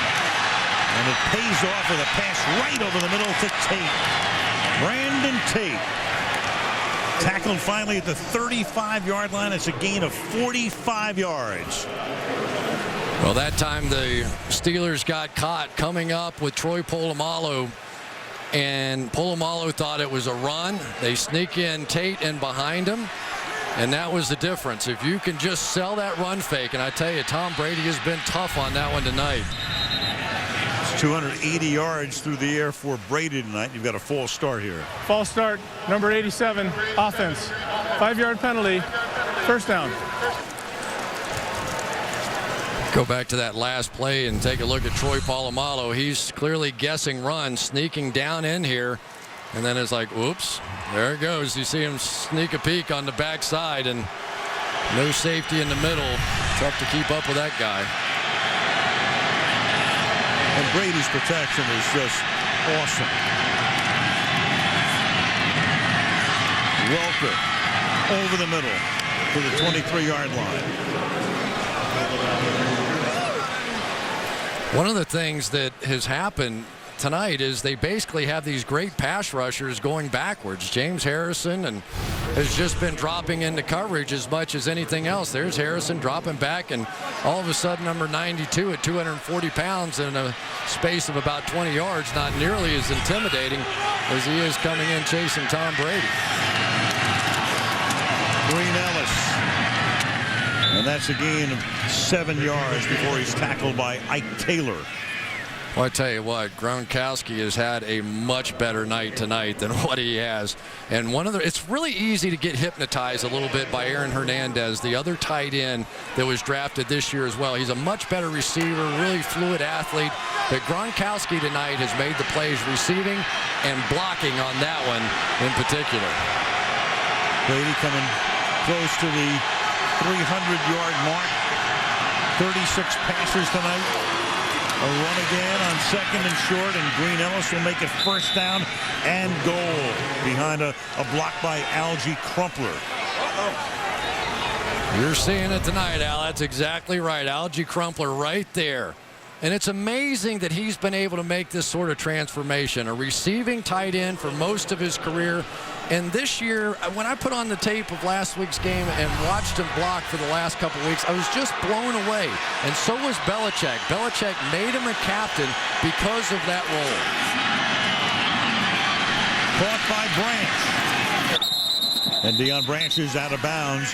McFadden hustling him out at the 4-yard line. Second and goal in the final minute now of the third quarter.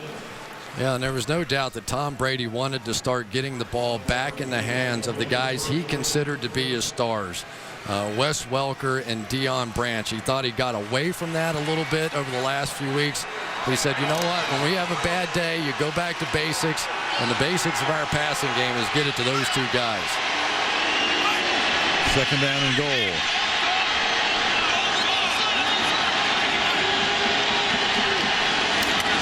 Brady himself. Brady. Touchdown. 3 yards and a touchdown. And now the Steeler frustration really exhibits itself. Brady. Well, these are the flatliners and the cerebral ones with a ton of emotion tonight as well. Yeah, which one is which, though? That's the only question. I think Brady saw this stunt coming over this way and just sneaks in behind Logan Mankins, and I did think that ball hit the goal line. Remember, all you have to do is get the ball across the very front molecule of that goal line, and it's a touchdown, and it's pretty clear.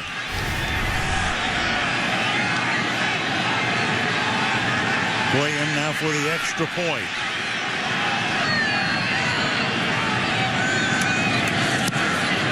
And that one is no good. Well, we've seen a chunked wedge and a slice. Well, for the Pittsburgh Steelers, really the difference has been their inability without Hines Ward to make these plays down around the goal line. A drop by Mike Wallace. Randall L. had one. And then the missed blitz read. Whatever you want to call that. But through it all, one thing's pretty apparent here. The New England Patriots have followed up their worst performance of the season with maybe their best. Yeah, and it's really surprising because I thought that the Steelers tonight were going to, because of the change in the offensive line up front, just try to play some power football. This Patriots defense had given up so many yards, and Peyton Hillis just ran through them. It was ridiculous watching. You couldn't believe it was the New England Patriots defense, and yet the Steelers tonight got behind early, missed some plays, and really were never able to get back to that running game and stay with it.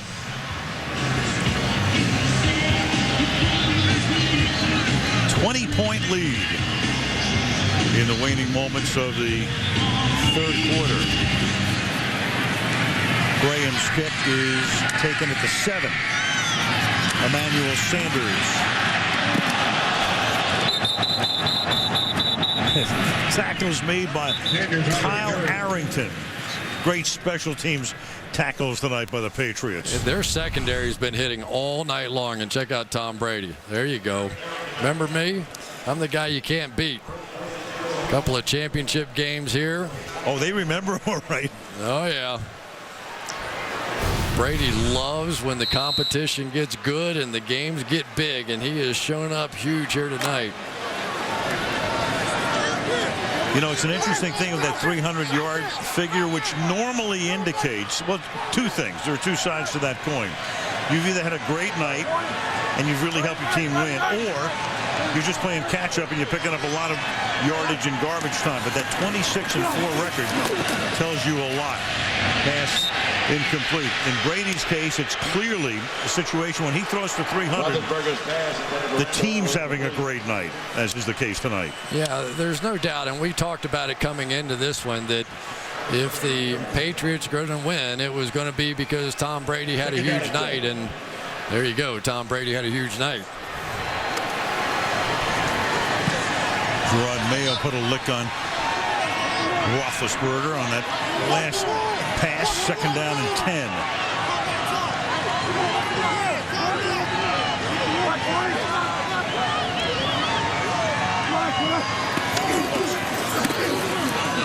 Over the middle, caught on the run. Randall L takes it to the 50-yard line. And we go to the 4th quarter. End of 3 in Pittsburgh. It's New England 23 and the Steelers 3. And NBC's Sunday Night Football will continue after these messages.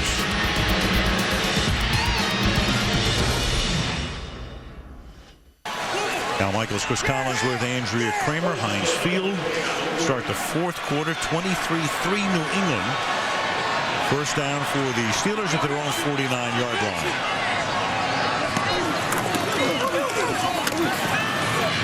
Then flushed out. Caught by Miller. Gain of 6 to the Patriots' 45-yard line. Well, they're starting to really work over this left side of the offensive line now of the Pittsburgh Steelers. And there's Pat Chung back on the ground. He's had a very good game tonight.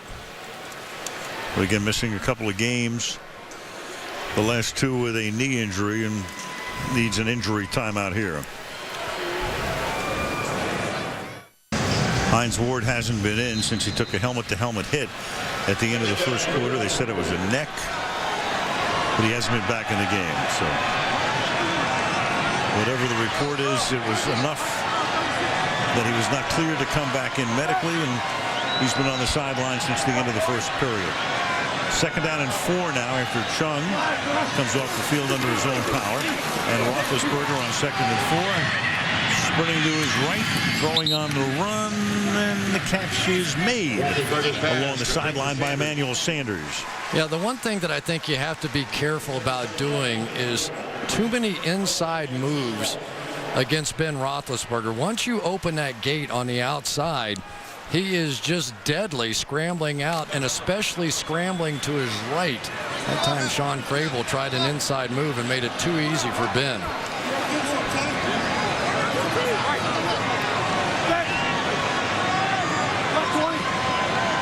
Chung is back in the game. And Roethlisberger throws, and Sanders makes the catch on the other side of the field. Rookie against rookie, tackled there by Devin McCourty. Well, it's not just the left side. Flozell Adams having a little trouble with some stunts as well, but Ben Roethlisberger's been hanging in there the best that he can. He really has had very little time at all to throw it. You can see just as he's getting rid of it, there are people in his face, so it has definitely sped up his thought process back there. He realizes he's got to get it out quickly tonight.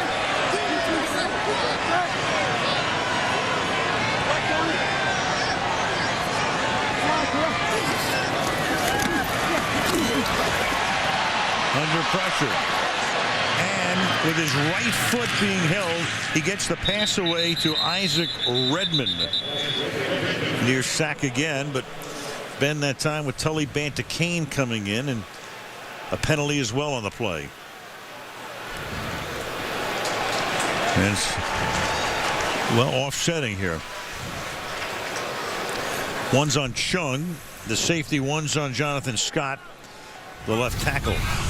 Well, Jonathan Scott's doing the best he can, but he's no match for the speed of Tully Banta-Cain, and that's what I was talking about earlier. Once this Steelers offensive line, they're a little bit like the Dallas Cowboys up there, that they're fine in play action stuff, but once you get forced into a straight drop back passing game, they really kind of lack that quickness to be able to be pure pass blockers. So back to 1st and 10 from the 26-yard line. Roethlisberger throws and completes it to Wallace on the run. Tackled by McCourty, moves it to the 5-yard line. They'll spot it at the 6 now, make it first down and goal. They'll try and create just a little rub on the outside between these two receivers and back inside. Just allow that defender to get in there to make McCourty hesitate for a minute. And if there is a man-to-man buster on this Pittsburgh Steelers team, you're looking at him right there, Mike Wallace. First and goal from the 6. This has been their nemesis tonight. Trying to make it a 2-possession game. And it is floated out and into the arms of Sanders for the touchdown.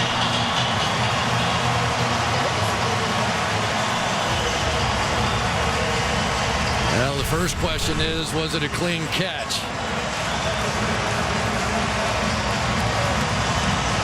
Got his hand underneath it and has control of it. Couldn't change it from that angle. Nope.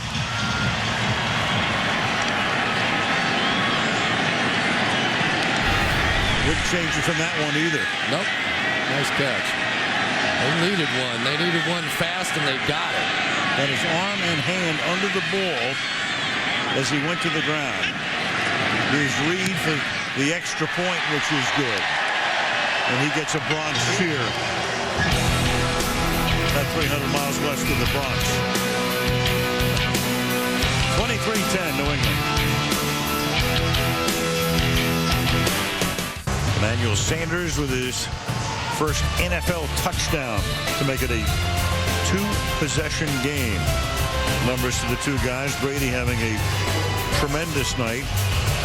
And Ben, for the most part, for him, a subpar night, though that was a good drive to get it back to a 13-point deficit. Tate from the 5. And Tate, with 2 kickoff return touchdowns already this season, takes it back to the 40-yard line, and that's where Brady will go to work. 23-10.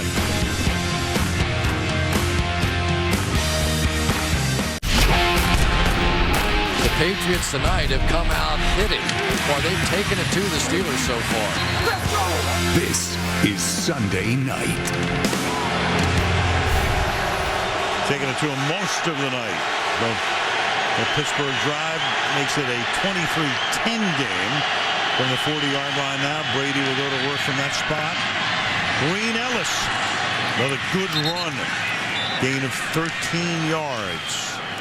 Where they are playing a game with James Harrison on the outside. Algie Crumpler all night long has been able to get this block right there. And Harrison's sort of in and out of pass coverage. That time they get a double team, maybe even a little bit of a hold. But they have been able to run it just enough to make that play action work. And Brady tonight, with his play fakes, has just been masterful. First time all season, the Steelers have allowed more than 75 rushing yards in the game.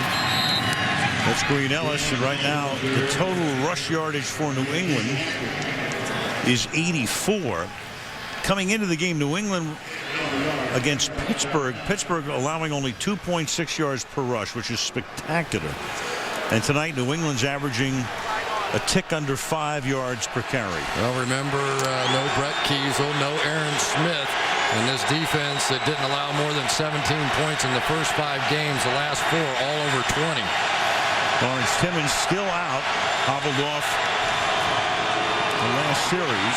2nd down and 9. Brady, ton of time again. Green Ellis, and a first down to the 35-yard line. Let's check in with Andrea.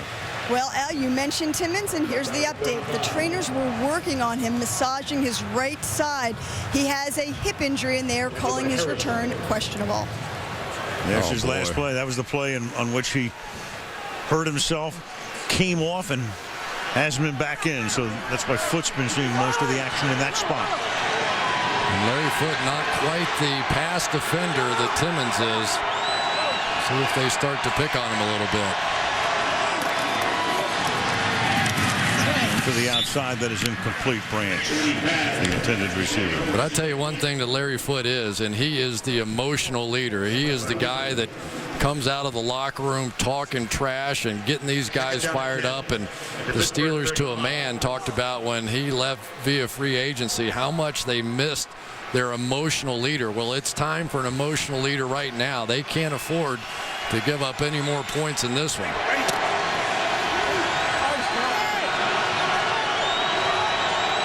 Look at that. One hit, one knockdown. And Brady, that's incomplete. And finally they get to Brady that time. Yeah, they fired their gun that time. They came with that cross blitz that they're known for. They're going to bring them both right in there.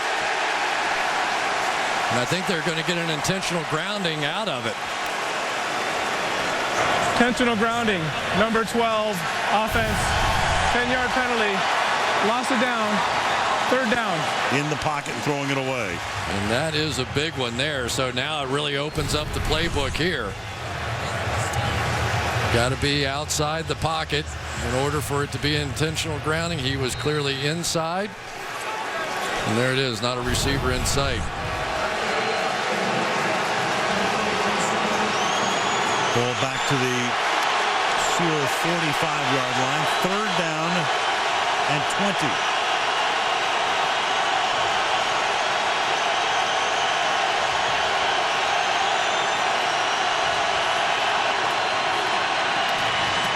Brady hit as he throws underneath, short gain. Brandon Tate taken down by McFadden. Woodley came in and got to Brady just as he released the ball. It'll be 4th down and 15.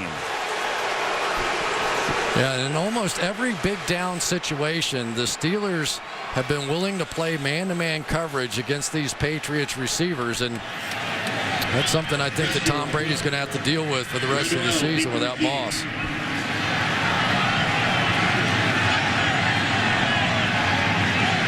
The rookie Mesco to punt.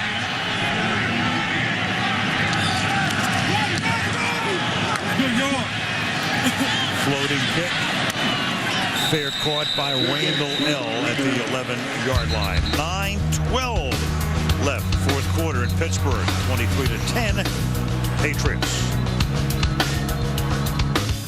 Back here, Heinz Field, Pittsburgh. 9:12 remaining.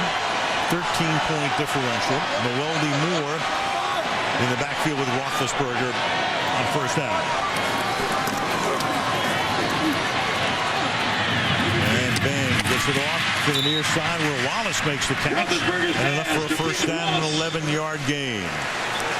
I'll tell you what, Roethlisberger, talk about Tom Brady's arm strength. Roethlisberger that time threw that one completely flat-footed. He saw Wallace open in the last second. He just stops himself, and all arm getting bumped in the process, got that thing out of there. He's starting to get in a little rhythm right now, though. The Steelers are waking up offensively. 4 catches for Wallace tonight for 48 yards.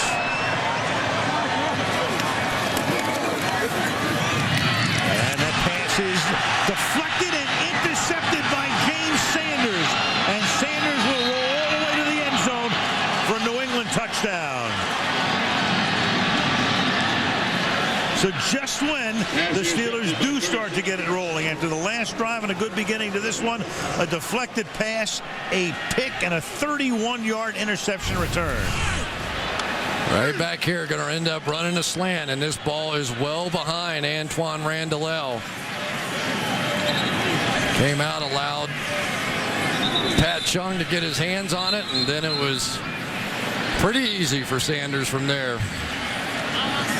Just the way that it's gone, they finally find a little something going offensively and just have not been able to make the plays. And you know, Hines Ward in many ways is a security blanket for this team. Illegal group demonstration on the scoring team. That 15-yard penalty will be assessed on the kickoff. So the group demonstration call against New England, but with Sanders scoring his first touchdown since his rookie year of 05. And it's a 19-point differential right now, and Belichick, knowing the numbers, will stay out there and go for the 2-point conversion. New England will go for a 2-point conversion. Graham missed the extra point the last time, trying to get that one back.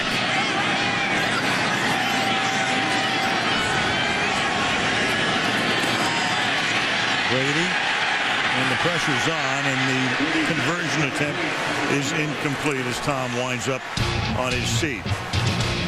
2-point conversion fails, but New England's lead is now 19.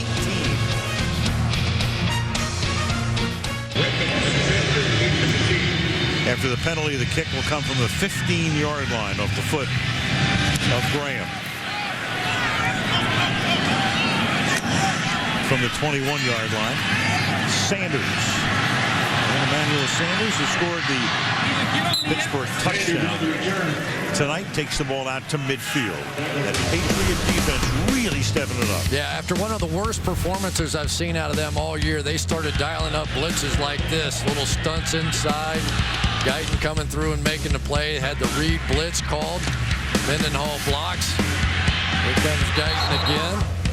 And once again, inside with a new offensive lineman, Ramon Foster really had a difficult time picking up some of the stunts back inside. And in fairness to the Pittsburgh Steelers, 60% of what they thought was going to be their starting offensive line not playing in this one, and it showed. Roethlisberger hits Miller. Sanders will stop him shy of the first down. And Ben will take the team up to the line of scrimmage without a huddle.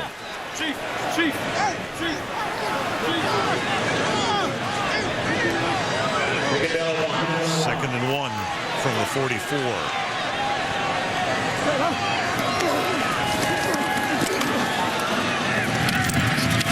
There's a flag as the catch is made by Randall L. and the tackle is made by Chung. Well, for Pat Chung coming back off that knee injury, he's covering him any way possible. Sometimes it's not legal. Holding, number 25, defense. That penalty's declined. Result of the play, first down. Case in point. Yeah, I don't think he cares. You know, he's working his way back in it. And in some ways tonight, the Patriots have sort of played like the Pittsburgh Steelers. You know, they've matched their mentality. They've matched the intensity of what you would have thought after a 3-game road trip the Steelers would have been feeling coming back in this building. And yet most of the emotion tonight's really come out of the Patriots. Definitely.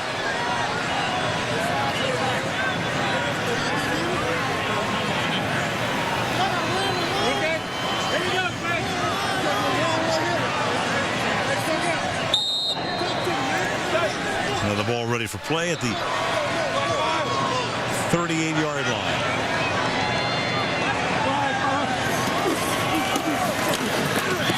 First down, pass to Randall L. And that's Chung again. Chung just in his second year. He was drafted in the second round. Of course, the Patriots drafting a lot of defensive backs in the last few years. Very young defense. Started 4 rookies tonight. I heard they have a pretty good coach. Yeah. Coaching them up too, huh? Yeah, and the transition from this week to the past week, pretty amazing. From the 23. Roethlisberger, another flag is thrown. Sanders works his way to the 15-yard line. Well, it's hard enough to block Tully Banticane when he's onside. When he's offsides, it gets to be really tough.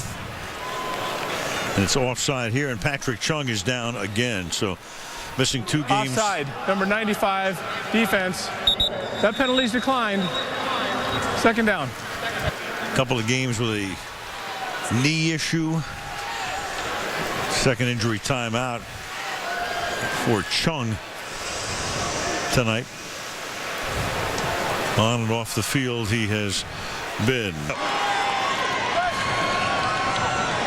Certainly not at Lambeau. No, that's what I was saying.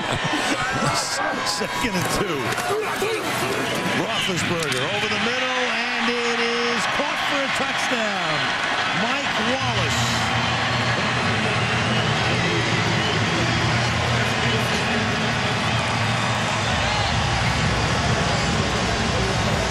I tell you, for a speed receiver, this Mike Wallace has just impressed me. He's right here with his ability to go over the middle. I've been around so many of these guys, you know, when they show up, and this is one of the fastest players in the league, and generally all they want to do is go deep. You know, go deep, run a comeback, that's it.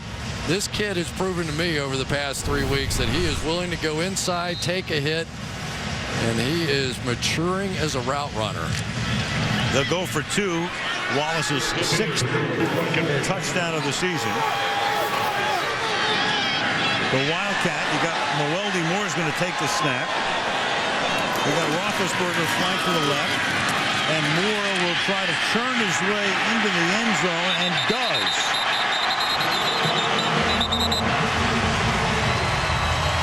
And so that puts him in a position down by 11 to get a touchdown, a 2-point conversion, and a field goal if they can pull that off.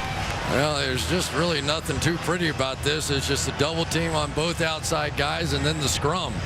And who can push the scrum forward or push the scrum backwards? And Trey Essex got on the back end of that choo-choo train and just pushed the whole pile forward. There you go. Just put his backside into it, and they pick up a couple of points. And a big couple, too, because, again, if you go for 1 or miss on the 2, you're going to need a couple of touchdowns. But this way, as I say, you get the touchdown, a 2-point conversion, and a field goal, and get that field goal and touchdown in either order. And that's how you make up the 11. 29-18. Well, the game's not going to go away for Bill Belichick. It looks every once in a while like it's going to be a little more comfortable, and now it's decision time. Are you going to take a shot here with an onside kick? The Patriots answer with their hands team out there, and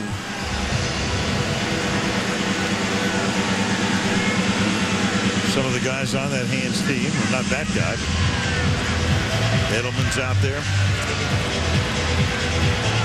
Here's always the one that I want to see him sort of drop it in the hole about the Patriots 40-yard line and see if one of those guys can recover the bouncing ball. One of those shots kind of right in there. Sometimes you get a weird hop. You get your guys running forward, their guys running backwards, and see what happens. Well, there's the only guy back, and it's a little ground ball. It has to go 10 yards. Of course, now you have the typical scrum that follows an onside kick. And each team will think they have it. But did the Steelers touch it before it went 10 yards? Correct. And the Patriots all come away thinking they have the ball regardless. I thought Keenan Lewis was pretty close to touching that one before it hit the line. Has to get to the 40 before it can be touched by the kicking team, and Sheffers has already signaled that it's New England's ball at the 40-yard line.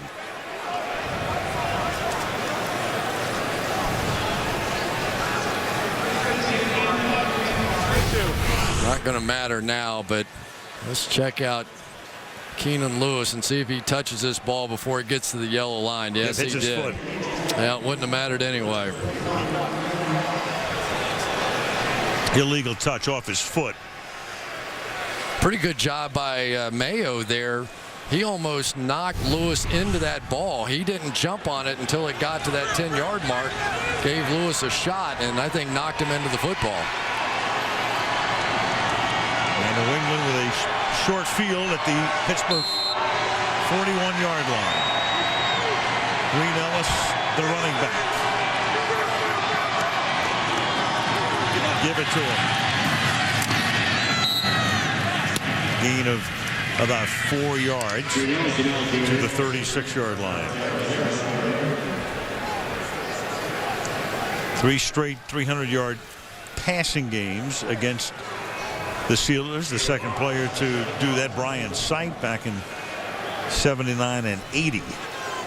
Don't you get the feeling the Steelers defensively hate this style more than anything else?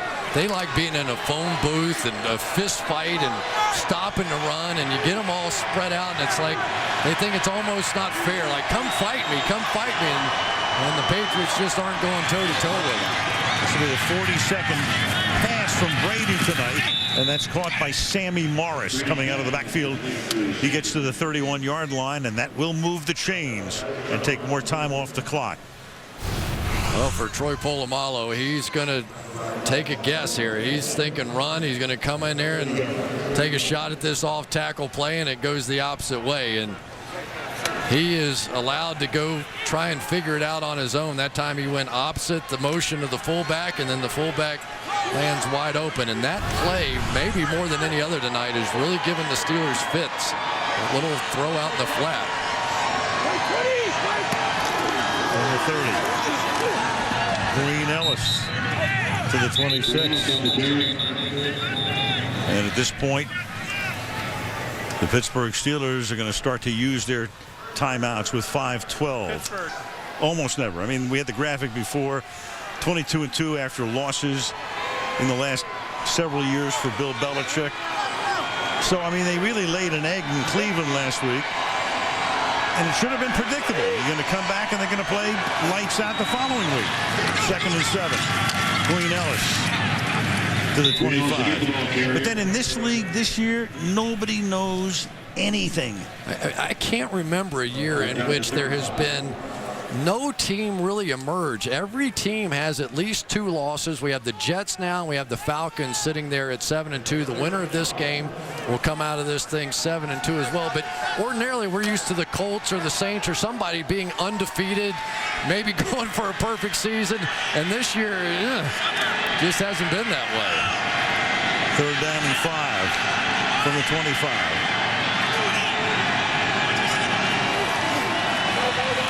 Pressure. Brady going deep, and it's Gronkowski for the hat trick, but the flag is down back at the 37-yard line. And it was Woodley who came in and planted Brady. Personal foul, roughing the quarterback. Number 56, defense. That penalty will be enforced on the kickoff. The result of the play is a touchdown. Rob Gronkowski, who had a game to forget last week, has a game to remember for the rest of his life tonight. 3 touchdowns. Sorry, Al. Confusion in that secondary of the Pittsburgh Steelers. And once again, William Gay, the victim on this one. Gay and Polamalu just could not figure out which one was going to take which receiver, and it cost them another touchdown. We have seen a lot of just mistakes. There's another mistake, but mistakes in the secondary and coverage that very atypical for this Steelers team. Now Graham, who missed his last extra point attempt, puts this one through to double the score. 36-18, New England. And it's not the first time Tom Brady has done this to this Pittsburgh Steelers defense. We have seen him in the past. This is just a style. Of course, not everybody has a Tom Brady to play quarterback, and you can't do this with every football team, but you could just see the frustration level on the faces of these Steelers defenders. They have no answer for what Tom Brady has done tonight. You know, it's funny with New England through the years, the tight ends, I mean, after Ben Coates left, really haven't played that big of a role. I mean, Ben Watson had a pretty good year in 05 or 06. And now you've got Gronkowski. They love the kid Hernandez, who we haven't seen that much of tonight, and Algie Crumpler's the other tight end. That's a pretty good troika. Yeah, and it's been Hernandez a lot of times with the big plays in the passing game, but tonight, because they wanted to make sure they got those outside guys blocked, we've seen more of Crumpler. We've seen more of Gronkowski because of their blocking abilities. When they're going to get into more of a pure open passing game, you'll see Hernandez. But it was one of the things that the Steelers were talking about. Anytime you play against Bill Belichick, they're going to have specialists at the tight end position and a guy that can come out of the backfield and catch balls in Danny Woodhead.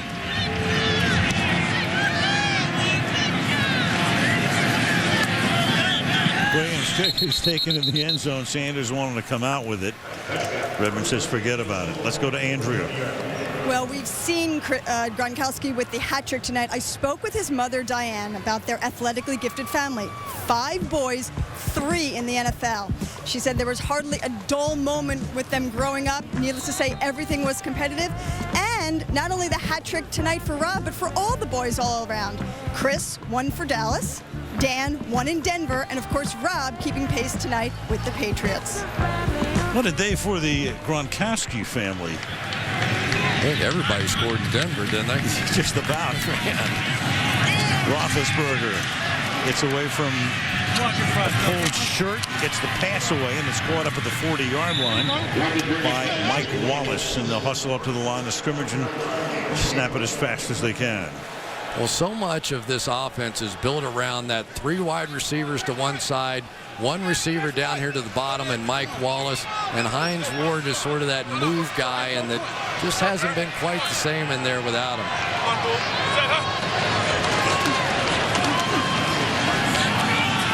And again, pulls Wallace's number, working that route to its max. First down at the 42 of New England. You know, Mike Wallace is starting to show some real patience. It was funny watching him in practice the other day. Ben Roethlisberger overthrew him on a go, and I looked back at him like, oh, he's going to be disappointed in that one. He was jumping up and down. He was so excited. They said that nobody could ever overthrow that guy. He was excited he missed him because he overthrew it. 7 catches for him tonight, 103 yards.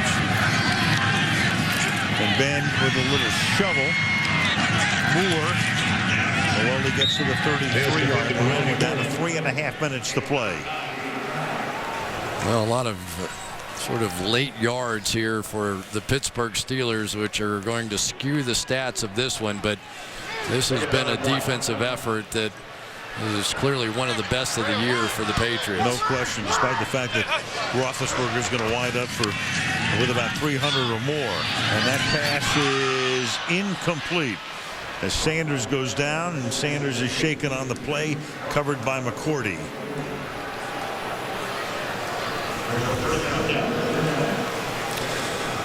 Let's give a little tip of the hat to that offensive line for the New England Patriots. What a job they did. Anytime you play the Pittsburgh Steelers and all their blitz packages and all the things that Dick LeBeau can throw at you, when you see a goose egg right there, not on him, but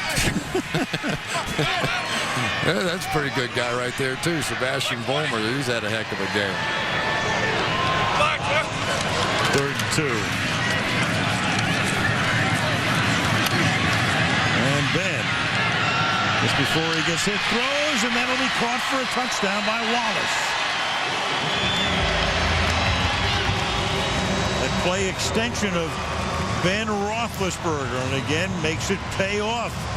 Receivers keep working. Wallace gets free enough, and it's a 33-yard touchdown. Well, Mike Wallace just never stops. Here he is. He's going to stop there. Now he sees him moving around. Okay, I'm going to run over here to this side. And somehow Ben finds these guys. I mean, their offense, so much of it is built around Ben Roethlisberger's ability to do this. Just move around. They can't tackle him. Good job that time inside. Jonathan Scott held his guy. And here we go again. And again, they go for 2 to try to make it a 10-point game. And Ben throws it up, and we got a flag in the end zone.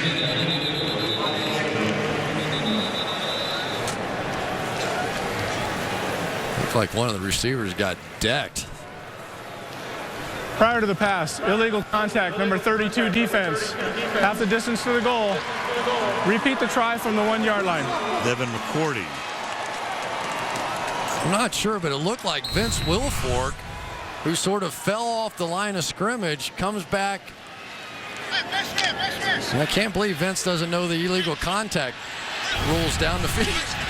Here's your nose tackle with an illegal contact down the field. Patriots bring half a new group in with the ball at the 1-yard line. And this is Moore, and he will work his way into, well, he does get into the end zone. Forward progress across the goal line, and the 2-point try is good to make it a 10-point game. Wow, that was a late call. Ended up calling that one maybe 5 seconds after he started to get driven back. No, it wasn't called immediately by the official on that side, but as that pile started moving back, I guess he had time to think about it and thought it was good.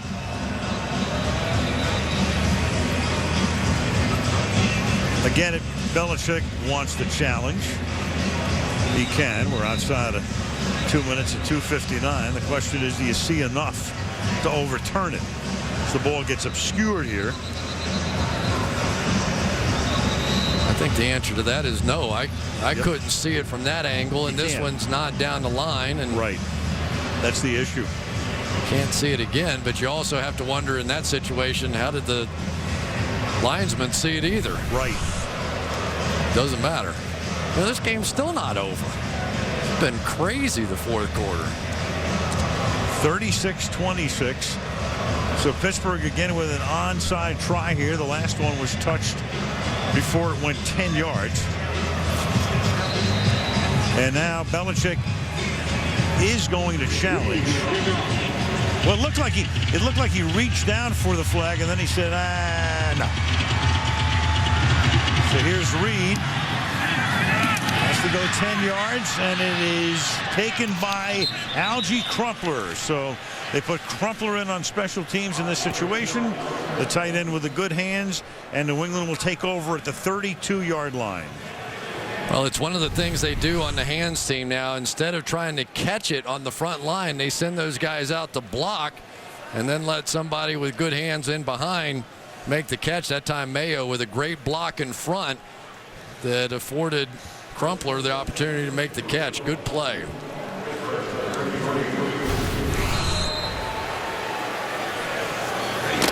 So Pittsburgh can stop it twice on defense. The ball at the 33-yard line, 2:57. Green Ellis is making sure he stays inbounds to the 30-yard line and compelling Pittsburgh to take its second time out. And there's the look on the face of the guy. Number 98, defense. 5-yard penalty.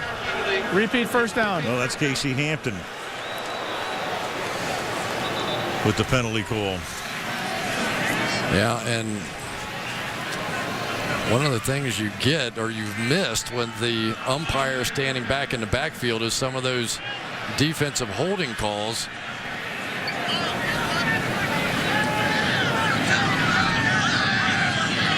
But now I believe at this point in the game, as he moved back behind him, did he? Yeah, I think it's the 5-minute mark. They go back behind. Correct. Again, and now you see the umpire, and so now some of those things defensive linemen can get away with, they can't get away with. So the ball at the 25-yard line, and this is Green Ellis again to the 24-yard line. Huge night for that man. And in the history of the franchise, they began as the Boston Patriots in 1960. First Patriots rookie with 3 touchdowns in a game. Yeah, it's always good to see a rookie that can bounce back like that. And for the Kraft family, it's a pretty good bounce back game for them as well. I'm sure they're getting excited about what they're seeing with this team too. 2nd and 6. Here comes Polamalu. You see him racing in, and he overruns the play. And it's the 21-yard line for Green Ellis. And the Pittsburgh Steelers are going to take a timeout here on the other side, on the front side of the 2-minute warning.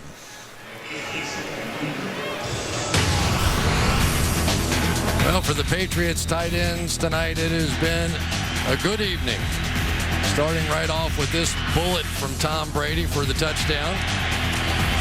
Then they get William Gay a little lost in the play fake and an easy one. And then a little confusion back there as well, and he was able to beat a corner, William Gay as well. And for Algie Crumpler, his night was a little more subtle. A lot of blocking inside on those outside linebackers, James Harrison and Lamar Woodley. And just enough of a running game to get those play-action fakes working for Tom Brady. And good night for some of those specialists on the outside. And really didn't even get to see that much of Aaron Hernandez, probably their best receiver. 3rd and 5. Green Ellis. It'll be 4th down. That takes us to the 2-minute warning at 1:58 officially, with the New England Patriots on top by a score of 36-26.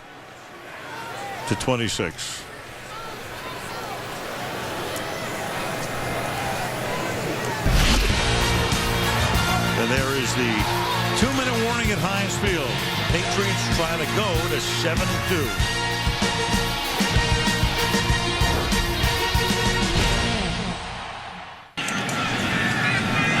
Vick. I think he's the leading passer in the league coming into this one, and I believe Vince Young is second. So it has been an impressive year for Mike Vick after it looked like, well, would he ever get his athleticism back or not? Boy, has he shown a lot this season. See him next week. 36-yard attempt here for Graham. And Shane Graham's kick is a wobbly one, but goes through. Like he kicked the equivalent of a screwball there.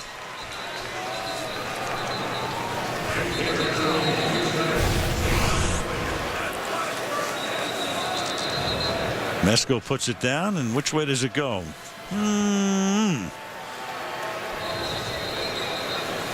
Yeah, but after a missed extra point tonight, I'm sure Shane Graham is thinking, I need all the good publicity I can get here. Ben Roethlisberger may be thinking I could use a little help up front on that offensive line. You know, it really has been, people forget that Willie Colon, who is supposed to be the starting right tackle, and the guy I think is their best offensive lineman, was out from the beginning of the season with that Achilles. Chris Kemoatu should be back next week. Max Stark's out for the rest of the season, so this is going to be a makeshift group for pretty much the rest of the year. Pittsburgh in the near future. Oakland comes here next week. Or Starks. Oakland comes here after their bye week. And the Raiders are all of a sudden hot and very much in contention in that AFC West. And then the Steelers go to Buffalo. And then in 3 more weeks to Baltimore. And that'll be a Sunday night game on the 5th night of December. Graham's kick. Taken in at the 8-yard line. This is Isaac Redmond. Up to the 29-yard line. Right. Coming into this one, at some point, you're going to probably wind up with 3 home games in a row. Right, 5 of their last 8 at home. Right. So, although this one didn't help them any. And that is caught. Randall L. takes the ball out to the 40-yard line.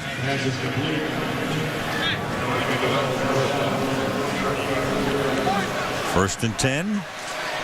Then taking a little extra time here, considering the circumstance. Fires over the middle, and that'll be pulled in Patriot territory by Randall L. at the 46-yard line. Well, and it's pretty easy to see now who they're focusing on for this Patriots defense. Mike Wallace is getting a lot of attention. They have seen enough of him tonight. 8 catches, 136 yards, and 2 touchdowns for number 17. Miller. He's going to take it down to the 36-yard line. Clock ticking down to 45 seconds. You know, at some point, you really need to begin to think about taking a shot, even if it's a Hail Mary, because you've got to get one more. Like right here. And Ben, he's not going to be able to do it because he's going to go down in a heap at the 39-yard line, and that is 5 sacks of Roethlisberger tonight. Banta Kane and Warren are both there. Now Pittsburgh will spend its final timeout. Well, the Patriots almost as many sacks tonight as they have all season. Mike Wallace on the outside. They're going to get a shove early, and a lot of people standing around. They have defenders. I say, nope, not you. We'll let a young man by the name of Emmanuel Sanders take a shot at it. But really, at this point, I think that it's time, you just take your shot. Because even if you recover an onside kick, you're still going to have probably another completion before the Hail Mary.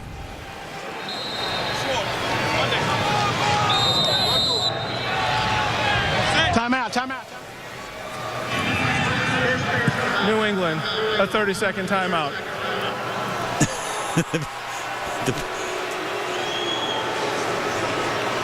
The last time the Steelers gave up this many points at home, you'd go back to the AFC Championship game after the 04 season. And that was Bill Cowher as the head coach. It was 41-27. An AFC Championship game, and of course New England came in here twice in the decade to win the conference title and proceed to the Super Bowl. 2nd and 13.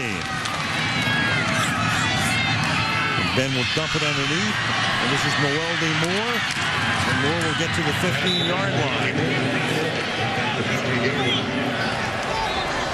With no timeouts, Ben indicates that he wants to spike it. Barely matters at this point. They're going to need 2 touchdowns, and we don't have time to do that. I just don't get it. I don't know why you do that. That's just that's a give up there. You had to take a shot in the end zone, which would have left you enough time for the onside kick. But helps your stats, so what the heck? Maybe make a few more dollars on your next contract. Well, they started the drive by dinking and dunking and taking a little too much time. But you're right. This is a classic case of 2 guys throwing for 300 yards. One of them, Brady, had a great night. And it's a legit 350. And Roethlisberger is going to wind up throwing for over 350 yards tonight. But you know why? Playing catch-up all evening. Sanders. And that's the way the game will end, with a plant by Mayo. And the New England Patriots follow their worst performance of the year with a great performance on the road. Go to 7-2 and remain on top of the AFC East with the New York Jets. Coming up next, the Wendy's postgame report that will follow from Heinz Field. But first, these messages from your local NBC station.